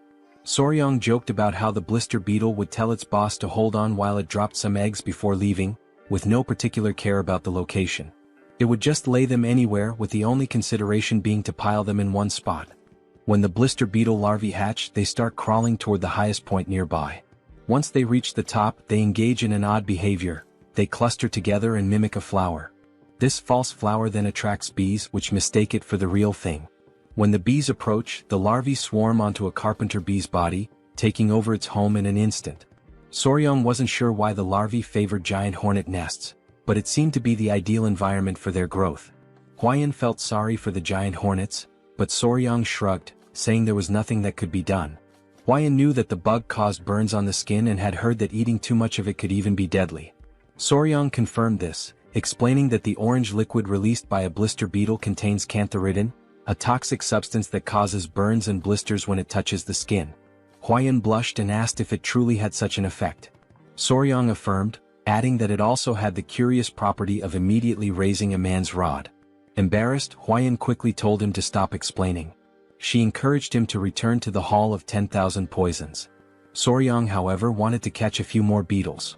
They had already secured the blister beetle, and once back at the Hall of 10,000 Poisons, Soryong began teaching the warriors how to prepare the medicine. He instructed them to listen carefully and explained that they needed to dry the ground beetles and grind them into powder. 1/10 of that powder was toxic and 3 ml of it could prove fatal. If a person consumed 3/10 of a ml per guan body weight, about half of them would die. Soryong requested that they prepare the medicine using only 1/10 of 1 ml of the poison, about the amount in 10 drops of liquid. To clarify, 1 ml equals 3.75 milligrams, and 1 guan equals 3.75 kilograms. He asked if they understood. Deep down, Soryong felt as if his brain might explode from the complexity. One warrior, removing his mask, remarked that Soryong's explanations were incredibly detailed. They never imagined he would be so skilled in mathematics. The warrior assured Soryong that they would make sure to succeed, no matter what. Soryong thanked them, saying he relied on their efforts. Later that evening, Musong was talking to Hwayan about how surreal it was that ground beetles had such effects. He mentioned that this made him want to reconsider the poisons in the Tang clan's arsenal. Hwayan agreed. Musong then brought up Soryong's remarkable talent in math. Hwayan shared how Soryong had calculated the solution's concentration and estimated it to match the weight of 10 drops of liquid. Musong admitted that while he considered himself knowledgeable about poisons, Soryong was on an entirely different level. The more he learned about him, the more he realized what a gem the young man was. Teasing Hwayan, Musong asked if she liked Soryong even more now. Hwayan blushed, feeling flustered. She admitted that she regretted her hasty judgment in the beginning. Musong replied that as long as she made up for it going forward, that was what mattered. Musong then asked how they planned to test the medicine once it was ready. Hwayan turned bright red, almost as if she were a tomato. She mentioned that the branch family elders were saying Soryong had been too insolent. Soryong responded confidently that he'd test it by confronting the clan elders directly. Musong was left speechless, his jaw hanging open in shock. He laughed loudly, finding the boy amusing. The next day, everyone gathered in the hall. The clan elders were doubtful. A warrior handed Soryong a wooden box and explained that he had mixed licorice powder and honey to make the medicine sweeter and easier to consume. Soryong was impressed by how much attention the man had paid to the smallest details. He asked the warrior if he had followed the instructions exactly. The warrior confirmed that he had done so carefully. Other clan members scoffed, saying they were making too big a deal out of it. They even questioned how amazing it could truly be. The patriarch silenced them and then asked Soryong how he planned to prove the medicine's effectiveness. Soryong feigned surprise at the question. The clan elders shouted that it was only natural they needed confirmation. One elder yelled that they would never dare send unverified poison to the city lord of Sichuan. Another elder agreed, adding that if something went wrong it could lead to disaster. Soryang calmly responded that they had no other choice. The warrior understood, but the elders were confused. They grew irritated, feeling as though Soryang was implying they should test it themselves. A loud elder snapped at Soryang, asking if he even understood what that substance was. Another elder commented that Soryang had been out in the world for so long that it seemed like even his insides had turned black. Soryang grinned and called for his grandfather. Museong appeared, asking what he needed. Soryang brought up Museong's earlier statement that those who mastered the Tang clan's martial arts were never afraid of poison. Museong agreed with Soryang's plan and confirmed the statement. Soryang pointed out that the elders' reaction seemed to imply they were afraid. Museong agreed once more. Soryang taunted the great elders of a clan that was surely skilled in mastering 100 poisons. He used reverse psychology, saying that surely they weren't afraid of something as simple as ground beetle poison. This provoked the elder, who then split the medicine into two. He claimed they had no fear of such a trivial poison and consumed it. The elder warned Soryang that if the medicine didn't work, there would be consequences. The elder declared that they would uphold the laws and principles of the clan. They chewed the medicine and a tense silence followed. Then they smirked and declared that nothing was happening. However, one elder felt his manhood stir. The long slumber of the snake was over. Embarrassed, the elders quickly tried to hide their reactions, and from that day on, the clan's laws and principles were firmly set, with a hint of humor. The medicine was sent to the city lord of Sichuan, and its effects were proven to be excellent. A little later, the elders walked through the hall, holding their pants to hide the evidence. Soryang told Museong it had worked just as he had said. By provoking the elders with something related to poison, they had fallen for it immediately. Museong knew that the elders' actions were driven by their pride, but also by their concern for the clan. He advised Soryang not to resent them too much. Museong reminded him that, in the end, they were all family. Soryang nodded, understanding. Huayun hurried in, saying something terrible had happened. They asked what it was, and she explained that their children were acting strange. Soryang turned red and was taken aback. Museong, now serious, called for his grandson-in-law and grabbed him by the collar. He demanded to know what was going on and asked why they had children. Soryang was drenched in cold sweat. Still holding on, he said they hadn't even had a wedding ceremony yet. Huayun, her face flushing, shouted that they weren't human children. It was the centipede Soryang was raising. Soryang looked surprised and worried, quickly asking what had actually happened to the centipedes. He explained that he had been doing a lot of physical training lately and had asked Miss Huayun to look after them in the meantime. However, due to her recent efforts, she had completely forgotten about them. Suddenly concerned, he asked to see where his daughters were, but Huayun told him they weren't with her. The old man, witnessing this scene, was left in utter shock. Sometime later, the three small centipedes were shown looking sickly. Not understanding the situation, Soryang asked Huayun if it had happened suddenly. She confirmed, saying they had seemed fine earlier, and asked if he thought they were ill. Their colors looked pale and their shells appeared strange. Soryang quickly realized what was happening and reassured Huayun not to worry. He explained that the process was called molting, during which creatures like centipedes shed their hard shells. He added that it was likely the time for it to happen. Huayun, still uncertain, asked if it was truly okay, and Soryang reassured her it was natural and would happen soon. The first centipede started moving within its shell, and moments later, it broke out, revealing something unexpectedly adorable. Everyone was amazed at what they had just witnessed, and Huayun noticed the other two centipedes were also starting to crack their shells. Seconds later they emerged as well. Now gathered together, all three appeared twice as large and even more charming, leaving everyone captivated by their beauty. Huayun asked Soryang if he had names for them yet, but he admitted he hadn't thought about it. After a brief pause, he suggested calling them number 1, number 2, and number 3. Without hesitation, Huayun rejected the idea, saying such generic names wouldn't do. She explained that centipedes of this species could transform into dragons after living for 1,000 years and deserved names worthy of such grandeur. Soryang, skeptical, dismissed the notion that a centipede could become a dragon, even after a millennium. The old man nervously interrupted, laughing, and explained that these centipedes were known as heavenly dragons, meaning they would indeed transform.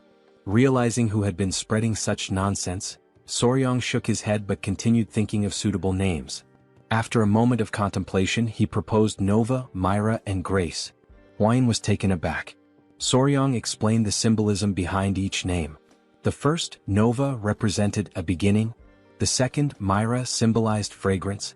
The third, grace, stood for elegance or kindness. Huayin was charmed by the names and their meanings, agreeing that the father should indeed name his children. Sometime later, while strolling through the city, the now larger centipedes clung to Soryang's body again. As he sat down to rest, he noticed that although his training had strengthened him, it wasn't enough for their increased weight, but at least he could still move. Opening his mouth to comment on their added heaviness, one of the centipedes suddenly jumped and hit him square in the face. Now lying flat from the impact, he realized they were clinging to his entire body. As he mulled over the situation, he overheard a conversation nearby that caught his attention.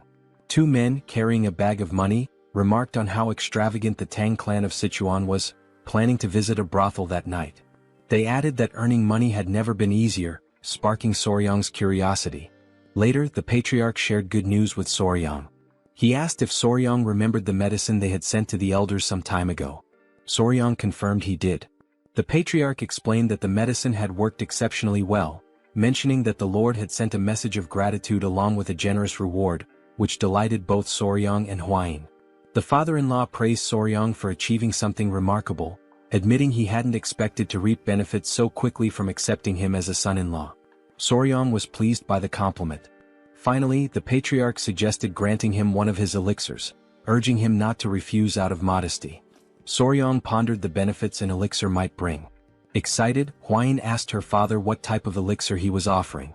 He replied that it was the honey of the golden king bee.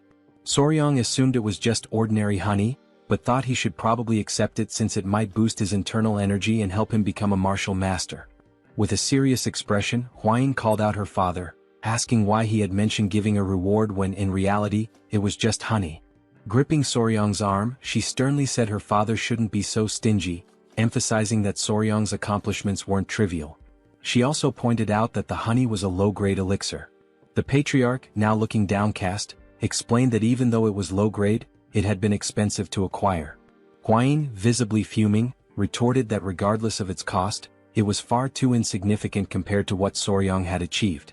The patriarch silently lamented how difficult it was to have a daughter. Unbothered by the argument, Soryang asked more about the golden king bee they were discussing.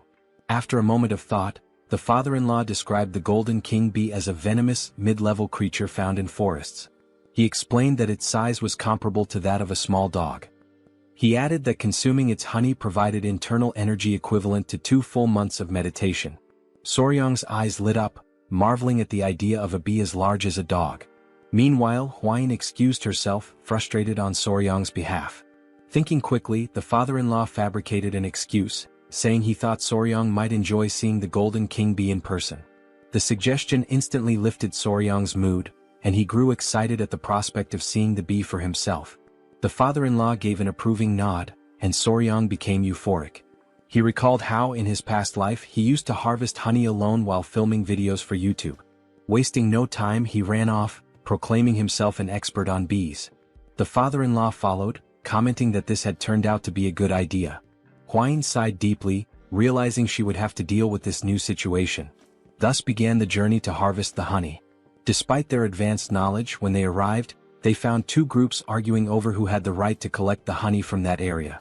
One group claimed they had purchased the information fairly, while the other argued that they had arrived first and had also bought the details from a man with messy hair and a large wart on his face.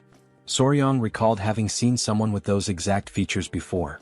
One of the members of the Tang clan of Sichuan grew furious and shouted that those swindlers had insulted their clan.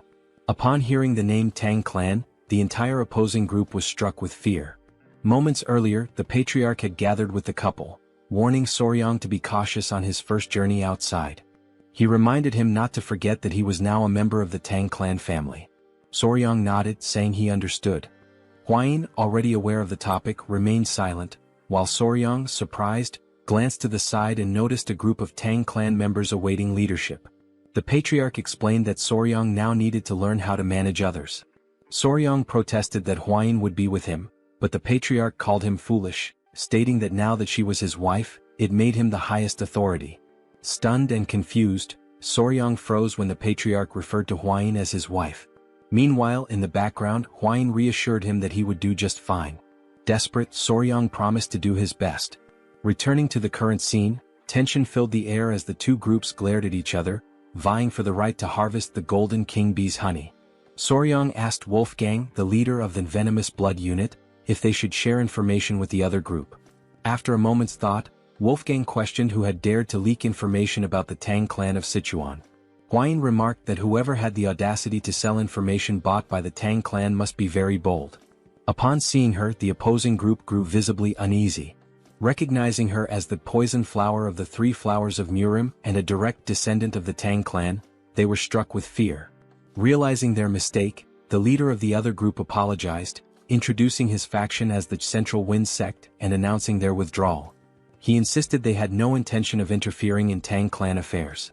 The other sect members also apologized, vowing to track down the scoundrels who had sold the information. They quickly departed, leaving Soryang amazed and giving him a glimpse of the Tang clan's influence.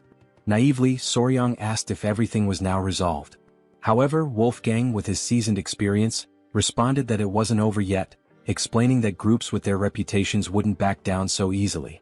Wolfgang then instructed his men to set up camp nearby and organize shifts for keeping watch, suspecting that the sect members were hiding and waiting for the right moment to strike. He ordered one of his subordinates to gather intelligence on the enemy. Huayin, noticing Soryang's uneasy expression, reassured him with her experience, but Soryang could only think about the honey. The scene shifted to the group observing the golden king bees from a hidden vantage point. The bees were indeed larger, about the size of small dogs. Soryang was captivated by their appearance, and Huayin admitted it was also her first time seeing such bees. The two noted how adorable the bees looked, with their golden fur making them appear even cuter. This was likely the reason they were called golden king bees. Soryang observed that their colony seemed quite small but reasoned that, considering their size, it made perfect sense. He explained that a small hive would usually house around 5,000 to 7,000 bees. This information caught Huayin off guard, prompting her to ask how he knew this without even entering the hive. Soryang replied that, based on his experience, he could deduce it simply by observing the number of bees entering and exiting the hive. Suddenly, someone approached them from behind. They turned to find it was the man sent to gather intelligence. He reported that he had located the sect, who had established themselves on the opposite side and appeared calm, likely waiting for the right moment to act. Wolfgang speculated that they were waiting for nightfall to use the Tang clan's technique to harvest the honey. Curious, Soryang asked about the technique. Wolfgang explained that it involved burning artemisia leaves, whose smoke would calm the bees, providing enough time to collect the honey. Soryang found the method ingenious. The scout then made an observation that left everyone tense. The wind was blowing in their direction. In the silence that followed, Soryang had an idea, pointing out that if the wind was blowing toward them, it would also mask their scent. Huayin agreed. Excited, Soryang leapt up, announcing he would make a quick visit to the hive. Huayin, alarmed, grabbed him to prevent him from approaching the venomous mid-level creatures. Holding onto his clothes, Huayin scolded him, while Soryang insisted he would only do it once. Meanwhile, they accidentally struck a stone, which bounced multiple times and landed near the tree that housed the bee colony. This left the pair frozen in terror. Before they could react, the bees poured out of the tree ready to attack. Realizing the danger, Huayin grabbed Soryang by the neck and bolted far away from the scene. After receiving a stern scolding for causing trouble, Soryang sat on a rock, deep in thought. He began pondering if there was another way to approach the situation. Lighting a fire against the wind could trap them between the sect and the hive. Additionally, he noted that these bees were different from the ones he was familiar with. They could detect vibrations from the ground several meters away. While he was lost in thought, someone approached him from behind. It was Huayin, who announced she had brought the children. She explained that they had finished their meal and were wandering off. Soryang thanked her for her concern. In a gentle tone, he asked the children to behave, and they chirped in agreement. Huayin then sat beside him, making Soryang visibly uneasy. She asked if there had been any progress, to which he replied that he needed more time to think and observe. She apologized, admitting she might be pressuring him too much. Clearly overwhelmed, Soryang insisted it was all in her head and assured her he wasn't feeling pressured. At that moment, Huayin noticed two monkeys near the tree, seemingly in a squabble, making quite a racket near the bees. She pointed out that one of the monkeys looked particularly aggressive. Soryang suddenly caught a strange scent and quickly asked Huayin if she could smell it too. She confirmed, noting it was a sweet aroma. Horrified, Soryang explained that the scent was pheromones released by the bees, signaling an imminent swarm. Without hesitation, Huayin grabbed him and leapt away to safety. From a secure distance she looked back, astonished. A massive swarm of golden king bees had emerged, attacking the noisy monkeys near the hive. The bees bit relentlessly, leaving the monkeys covered in painful welts. The poor creatures had no chance. Now hidden, Huayin asked Soryang how he knew the bees were going to attack, even before hearing their buzzing. He explained it was the sweet scent the bees had emitted. She remarked that now that he mentioned it, the smell resembled a flower's fragrance. Before she could finish her thought, Soryang interrupted, asking if she could distinguish the pheromones and recognize the scent. She confirmed, identifying it as the scent of magnolia flowers. This revelation brought a smile to Soryang's face. As he prepared to speak further, Huayin blushed, sensing his enthusiasm. With a mischievous grin, Soryang declared that he had found the perfect solution to deal with the meddlesome rebels targeting their bees. Meanwhile, on the other side of the forest, all the members of the sect were gathered, waiting for the perfect moment to act. Everyone seemed to be enjoying themselves, especially the sect leader, who was quickly becoming drunk. As they roasted fish over a fire, the leader took another swig and remarked how delicious everything was. One of the members, a man with a scar across his face, asked the leader when he thought the Tang clan would move to collect the honey. The leader admitted it was hard to say, noting how 3 days ago the Tang clan was everywhere, but now it had gone completely silent. He speculated that the Tang clan would likely act soon, a notion the scarred man agreed with. The leader then asked if they were certain they could make good money from this, which made everyone burst into laughter. The scarred man explained that candles made from the golden king bee's wax were treasures exclusively used by the imperial family. He added that the Tang clan would only take the honey and leave the hives behind, leaving them to claim the real prize. Excitement bubbled among the group at the thought of the Tang clan failing their honey collection. Malicious laughter echoed as they imagined not only getting the honey but also the hives. One of the men brought up Huayin, referring to her as the infamous poison master known as the 3 Flowers of Murim. He warned the group to keep an eye on her and ensure she didn't die at their hands, at least not yet. This suggestion was met with more wicked laughter as they entertained the thought of claiming Huayin for themselves, with one member suggesting that she might even become a Tang clan in-law. Another joked that favors like that needed to be returned. As they laughed, one of the henchmen suddenly noticed a strange scent wafting in from afar. Still joking, he suggested it must be the natural perfume of the poisonous flower, Huayin. Another, chuckling along, bet that even her natural scent was as intoxicating as that aroma. The wind carried the fragrance across the forest, accompanied by an unusual noise. The man who had been joking moments ago now froze in fear and asked the others what the smell was. As they turned their attention to the sky, their expressions changed to shock and terror. Against the backdrop of the moon, a massive, swirling cloud was descending. It was an uncountable swarm of golden king bees. 2 members screamed in panic, asking if that was really a swarm of bees, and the others confirmed their worst fears. Without wasting another moment, they all ran for their lives, scrambling to escape the incoming wave of golden king bees. The once adorable bees, with their shining golden eyes, were now on a rampage, attacking anything that moved. Within seconds, the swarm had done its work, leaving the sect members covered in painful welts caused by the bees' bites, just as they had done to the monkeys earlier. Meanwhile, the scene shifted to show the mixture of ingredients Soryang had prepared to produce the pheromone. It had been strategically placed on the ground so the wind could carry the scent toward the henchman's camp. Hidden behind trees and rocks, Soryang and Huayin watched as the bees mobilized, following the pheromone's trail. Huayin was astonished that the plan had actually worked, while the sect leader stood slack-jawed, amazed that the entire swarm was heading in one direction. Huayin turned to Soryang and asked how he had managed it, admitting she hadn't expected the bees to become so aggressive over the scent of flowers. Soryang, clearly excited, explained that the smell had triggered the bees to launch a full-scale attack. Curious, Huayin asked how simply crushing some flowers and fruits and spreading the juice could provoke such a response. Soryang, brimming with enthusiasm, explained that the specific scent acted as a signal for the bees.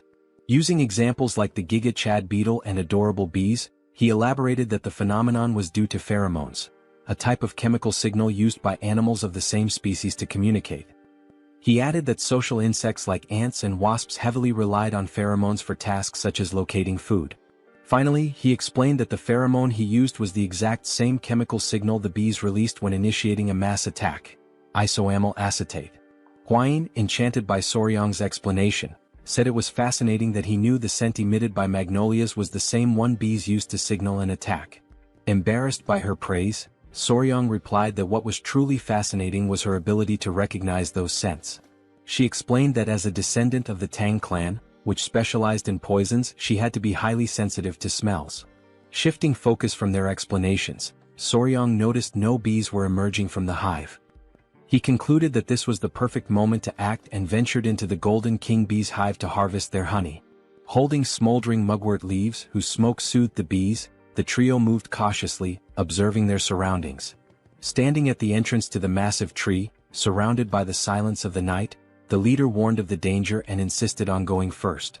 As he stepped inside, his eyes widened in amazement, marveling at how much larger the hive was than they had anticipated. Looking upward, they saw enormous, golden glowing honeycombs, fully living up to the name Golden King bees.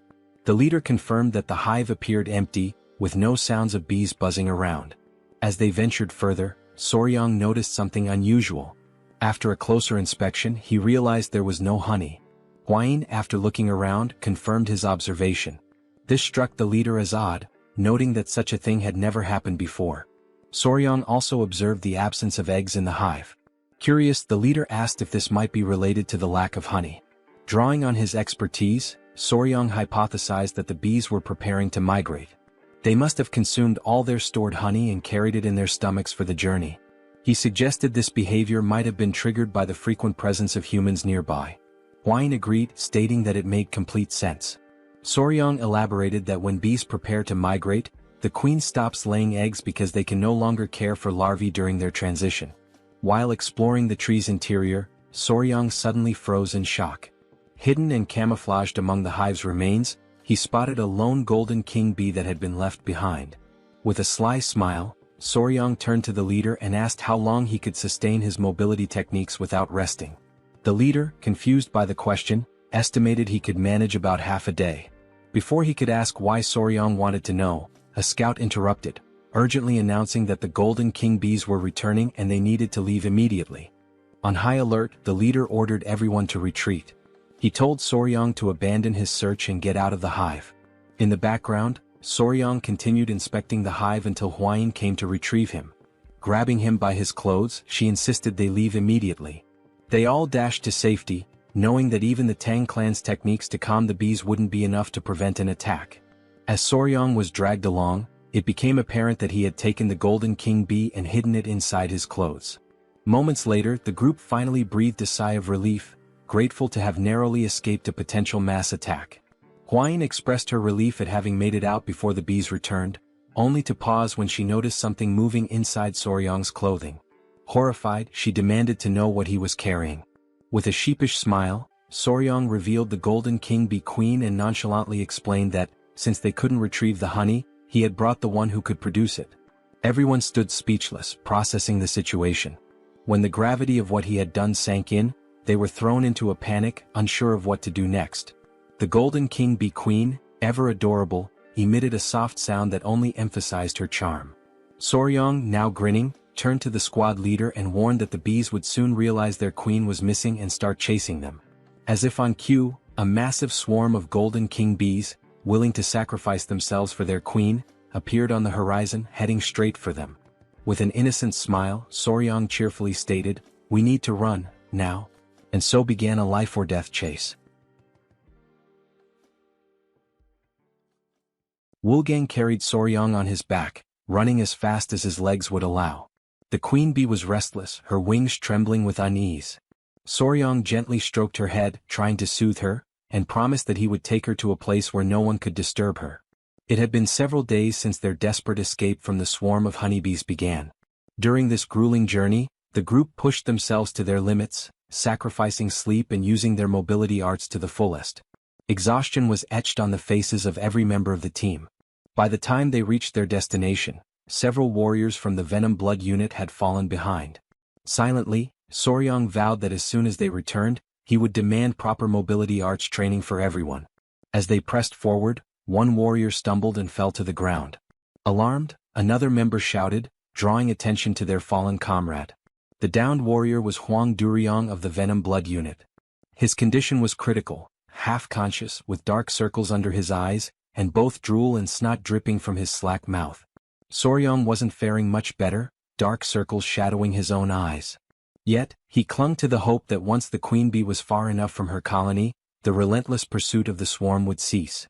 Wolfgang, however, began to lose faith. He questioned Soryang, asking if they could truly escape. Soryang's answer was vague, offering no definitive assurance. 3 days later, another warrior collapsed, falling face first onto the dirt path. Weakly apologizing, he admitted he could no longer continue. Soryang grew increasingly worried about Wolfgang's condition. Before he could act, Hwine stepped forward, insisting she would carry Soryang in Wolfgang's place. Soryang protested, suggesting he could run on his own. Despite her disheveled and exhausted appearance, Hwine declared with unshakable resolve that a member of the Tang clan never gives up. When they finally reached the gates of the Tang clan estate, 2 guards were stationed there. They quickly noticed the approaching figures and immediately recognized Hwine, their young lady. Leaning on Soryang for support, Hwine staggered forward. The guards were stunned by their battered state and wasted no time calling for assistance. The commotion drew the attention of the clan elder and Chai Olsen, who hurried out to see what was happening.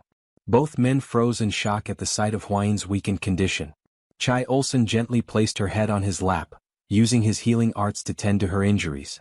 Furious, he demanded an explanation from Soryang. Soryang pleaded for calm, explaining that Hwine was merely exhausted from 10 consecutive days of using mobility arts without rest. However, he didn't dwell on explanations and urged them to move immediately to the training grounds, insisting there was no time to waste. The elder, confused, asked for clarification.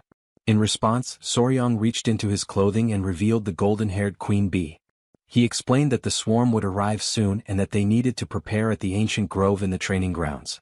A heavy silence fell over the room, as everyone struggled to process what they had just heard.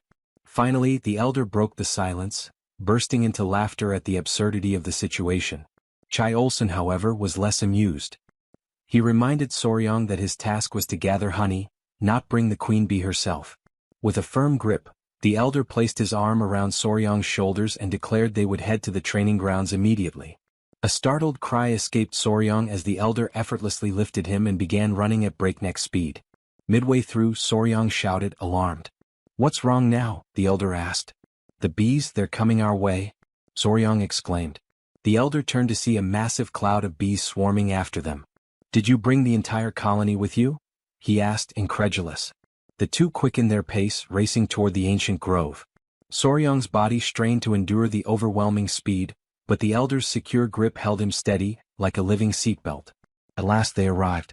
Soryang approached the tree and gently addressed the golden-haired queen bee, explaining that this was the safe haven he had promised her, a new home where she would be undisturbed. With care, Soryang released the queen bee, asking, "Not bad, right?" The queen bee emitted a soft, melodic sound as if acknowledging his words. She inspected the tree and turned back to Soryang, her excitement evident. Soryang chuckled, asking aloud if she truly liked her new home. The elder, standing nearby, reminded everyone that they needed to leave quickly, as the swarm was still approaching. The members of the Tang clan watched in awe as the golden-haired bee colony arrived, flying in perfect harmony above the tree. The queen bee let out a series of sounds as if calling to her followers. Obediently, the bees settled into the tree. The elder watched in awe, admitting that he had never witnessed anything like it in his entire life. The mission was a resounding success. The golden-haired queen bee had been relocated safely, marking an extraordinary achievement for the Tang clan. Soon after, the adorable bees, each the size of small dogs, could be seen drinking a sugary mixture. Sugar water had been offered to the exhausted golden bees, who had followed the group tirelessly. As the saying goes, bonds are often forged over shared meals, and goodwill begins with a moment of kindness. Fortunately, in this world, a refined sugar substitute existed, working perfectly for the task. Soryang hoped this small feast would help ease the bees' distrust of them. Deep down, he wished for more, for the bees to eventually see him as their master. Suddenly, Soryang shouted, his expression changing as he remembered something. Both Chul-san and the elder turned to him with suspicion, asking what was wrong. Nervously, Soryang asked about Hwine. Irritated, Chul-san retorted that Soryang was only thinking of her now, after everything that had happened. He explained that he had instructed other members to escort Hwine back to her mother so she could rest. Chul-san then asked, clearly annoyed, whether they had really used mobility arts to travel from the forest all the way back to the estate while being followed by the bees. Soryang hesitated, then confirmed with an awkward nod. He apologized, explaining that they had managed only 4 hours of sleep per day, spending the rest of their time running. The elder suddenly seemed to realize something. Turning sharply to Soryong, he asked where the members of the Venom Blood Unit were. Sweat beaded on Soryong's forehead as he stammered out a hesitant answer. They had collapsed somewhere along the roadside. Quickly he added that he would go back to retrieve them. Eventually, the members of the Venom Blood Unit returned safely to their families. In Hwain's room, she had recovered enough to sit up and look cheerful. Soryong sat beside her. Excitedly, Hwain remarked that the golden bees had regained their strength. Soryong explained that the bees were now busy gathering nectar from the poisonous flowers on the Tang clan's mountain. Hwain laughed, commenting on how adorable it was. At that moment, someone burst into the room, calling Soryong's name urgently. It was Pei, insisting that Soryong come quickly. Something seemed wrong with the golden bees. They appeared to be searching for something. Soryong and Hwain rushed outside to find the bees scattered everywhere. As soon as the bees spotted Soryong, they swarmed toward him, clinging to his clothes and tugging at his shirt. Confused, Soryong couldn't make sense of their behavior. The bees tugged harder, lifting him off the ground. Hwain watched in astonishment as Soryong floated in midair, arms outstretched and legs stiff, forming a T-shape. After a moment, the bees set him back down. Still dazed, Soryong asked what was going on and why they were acting so strangely. The bees began nudging him toward the hive and he finally understood. They wanted him to go inside. Looking around, Soryong noticed that the bees had already begun constructing part of their hive and were diligently collecting honey. That's when he saw the queen bee approaching him. Extending his palms, he asked if she needed help climbing up. Before he could react, the other bees grabbed him again, pinning him in place. One even pinched his cheek.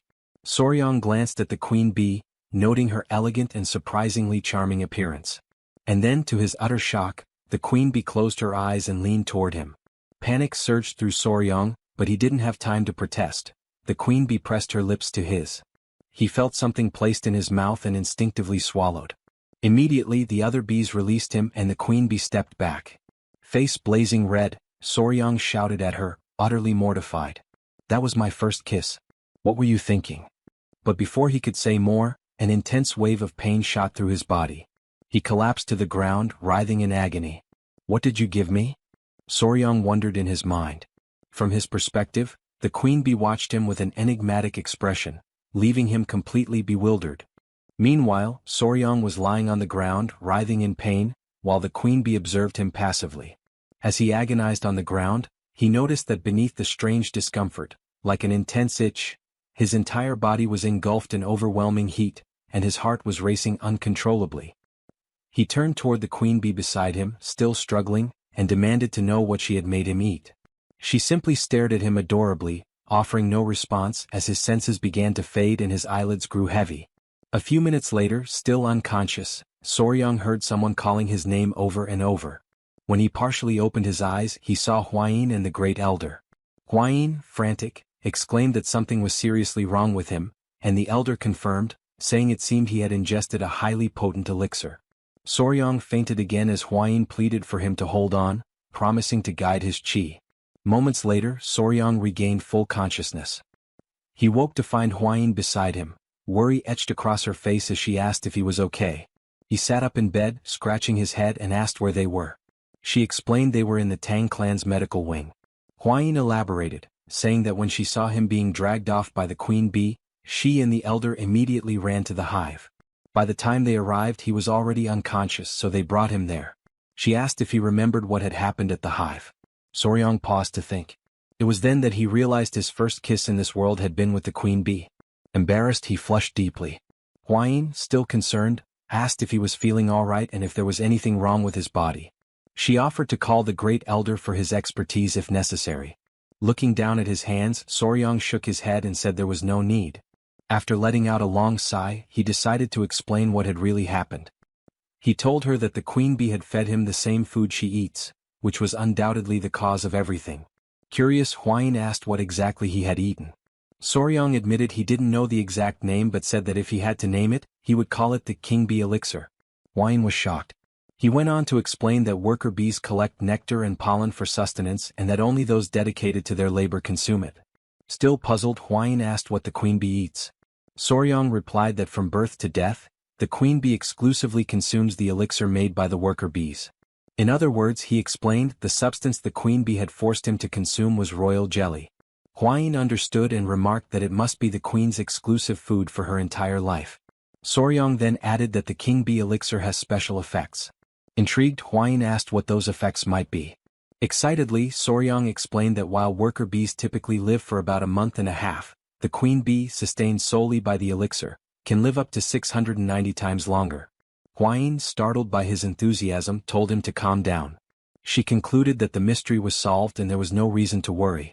She noted that the internal cultivation method he had practiced, the 5 venoms return technique, was only a beginner-level technique, so he couldn't absorb the elixir's full power. She also mentioned that the honey from the bees carried 2 months' worth of internal energy, but he had essentially absorbed 60 times that amount, equivalent to 10 years of internal energy. She added that he was incredibly lucky. As he felt the surge of blue energy coursing through his body, Soryong realized just how fortunate he had been. Huayin, bashful and fiddling with her hair, hesitantly suggested that he should check himself in a silver mirror later. Blushing, she hinted that the golden king bee elixir might have had other effects. Wide-eyed, Soryong demanded to know what effects she was talking about and what the silver mirror was for. When he looked into the mirror, he noticed something was different. His body was taller, his abs were defined, and even his hair had grown longer. Examining himself further, he realized there was definitely something unusual. He questioned whether royal jelly always had such effects. He noted that his cultivation had improved significantly and that his skin was unbelievably soft, almost like a woman's. Panic set in as he wondered if he was turning into a woman since the substance he had consumed was meant exclusively for the queen. Determined to confirm, he decided there was only one way to check, by analyzing his baseball bat. After a meticulous inspection, he was relieved to find everything intact, or perhaps even slightly enhanced. Relieved, Soryong lay down on the floor and realized everything was where it should be. Huayin mentioned that the elder had guided his qi, otherwise the outcome could have been disastrous. Soryong admitted that he had indeed been at death's door and that the great elder had saved him. Later, as he walked through the city, Soryong noticed he was receiving strange stares that hadn't happened before. He wondered if it was due to the increase in his internal energy. When he overheard 2 girls talking about him, he decided to slip away quietly. Now at the Sichuan clan's restaurant, Soryong sneaked in, trying not to draw attention.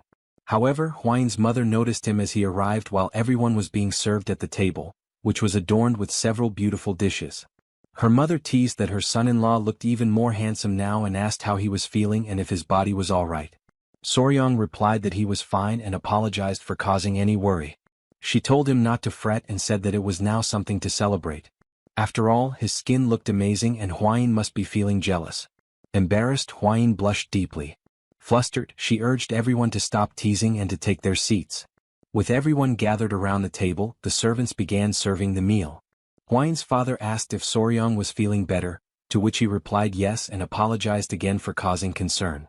Soryong also took the opportunity to thank the elder, saying he had heard how well he had taken care of him.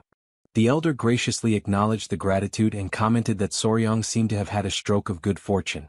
At this, Huayin's father and the elder turned to Soryong and asked if he could explain what had happened. Huayin had mentioned the king bee elixir, but they wanted to hear the story directly from him. Soryong paused, reflecting on what had truly happened and how to convey it. He began by explaining that it seemed the queen bee had been so pleased with her new home that she decided to reward him for his kindness. She dragged him into the hive and fed him the king bee elixir, which started all the commotion. Everyone at the table was shocked, marveling that even mid-level venomous creatures could show gratitude. It was truly fascinating. The elder then asked Huayin's father if there was any way to obtain the elixir again, noting how it could greatly benefit the Tang clan. Huayin's father responded that while the honey alone was an incredible treasure, the king bee elixir would indeed be an extraordinary blessing. Excited by the idea, Huayin's mother turned to Soryong and asked if it would be possible for him to acquire more of the elixir. The question silenced the entire table as everyone waited for his response. Huayin herself addressed him directly, asking if it was truly possible to get more. Soryong thought about it, considering that with ordinary bees, it might be feasible to create multiple queen cells and trick the worker bees into producing royal jelly for them. However, he concluded that attempting such a trick with the highly intelligent king bees would likely result in them turning everyone into a hive. He explained that royal jelly was essentially baby food produced by worker bees, but what he had consumed came directly from the queen herself, raising the possibility that it wasn't even the same substance. Debating whether to be fully honest and risk dashing their hopes, Soryang finally said he didn't think it was possible. The elder and Hwaine's mother immediately asked why not. Soryang replied that even if someone could eat it, he wasn't sure they would want to. Confused, Hwaine's father asked if the issue was with the taste or the smell. Soryang clarified that it wasn't about either. The king bee elixir came directly from the queen bee's mouth, and the only way to receive it was through direct contact with her. He went on to explain that the process involved forming a bond by joining lips, with the queen's tongue entering the recipient's mouth to transfer the elixir. The entire table froze in shock at the revelation that Soryang had kissed the queen bee, especially with his wife sitting right beside him. Still stunned, Hwaine's father concluded that it was best to assume acquiring more was impossible since the queen bee had only favored Soryang, making it unattainable for anyone else. At that moment, the sound of chopsticks dropping broke the silence. It was Hwaine, her face serious, who asked Soryang about this so-called kiss. With a look of disbelief, she demanded to know if he had really kissed the queen bee. It seems our young warrior might be in serious trouble now. If you enjoyed this video, don't forget to give it a thumbs up, it really helps. And for more content like this, make sure to subscribe and hit the notification bell so you don't miss any updates. Let me know in the comments if you'd like to see another part. I'd love to hear your thoughts. See you next time. Bye-bye.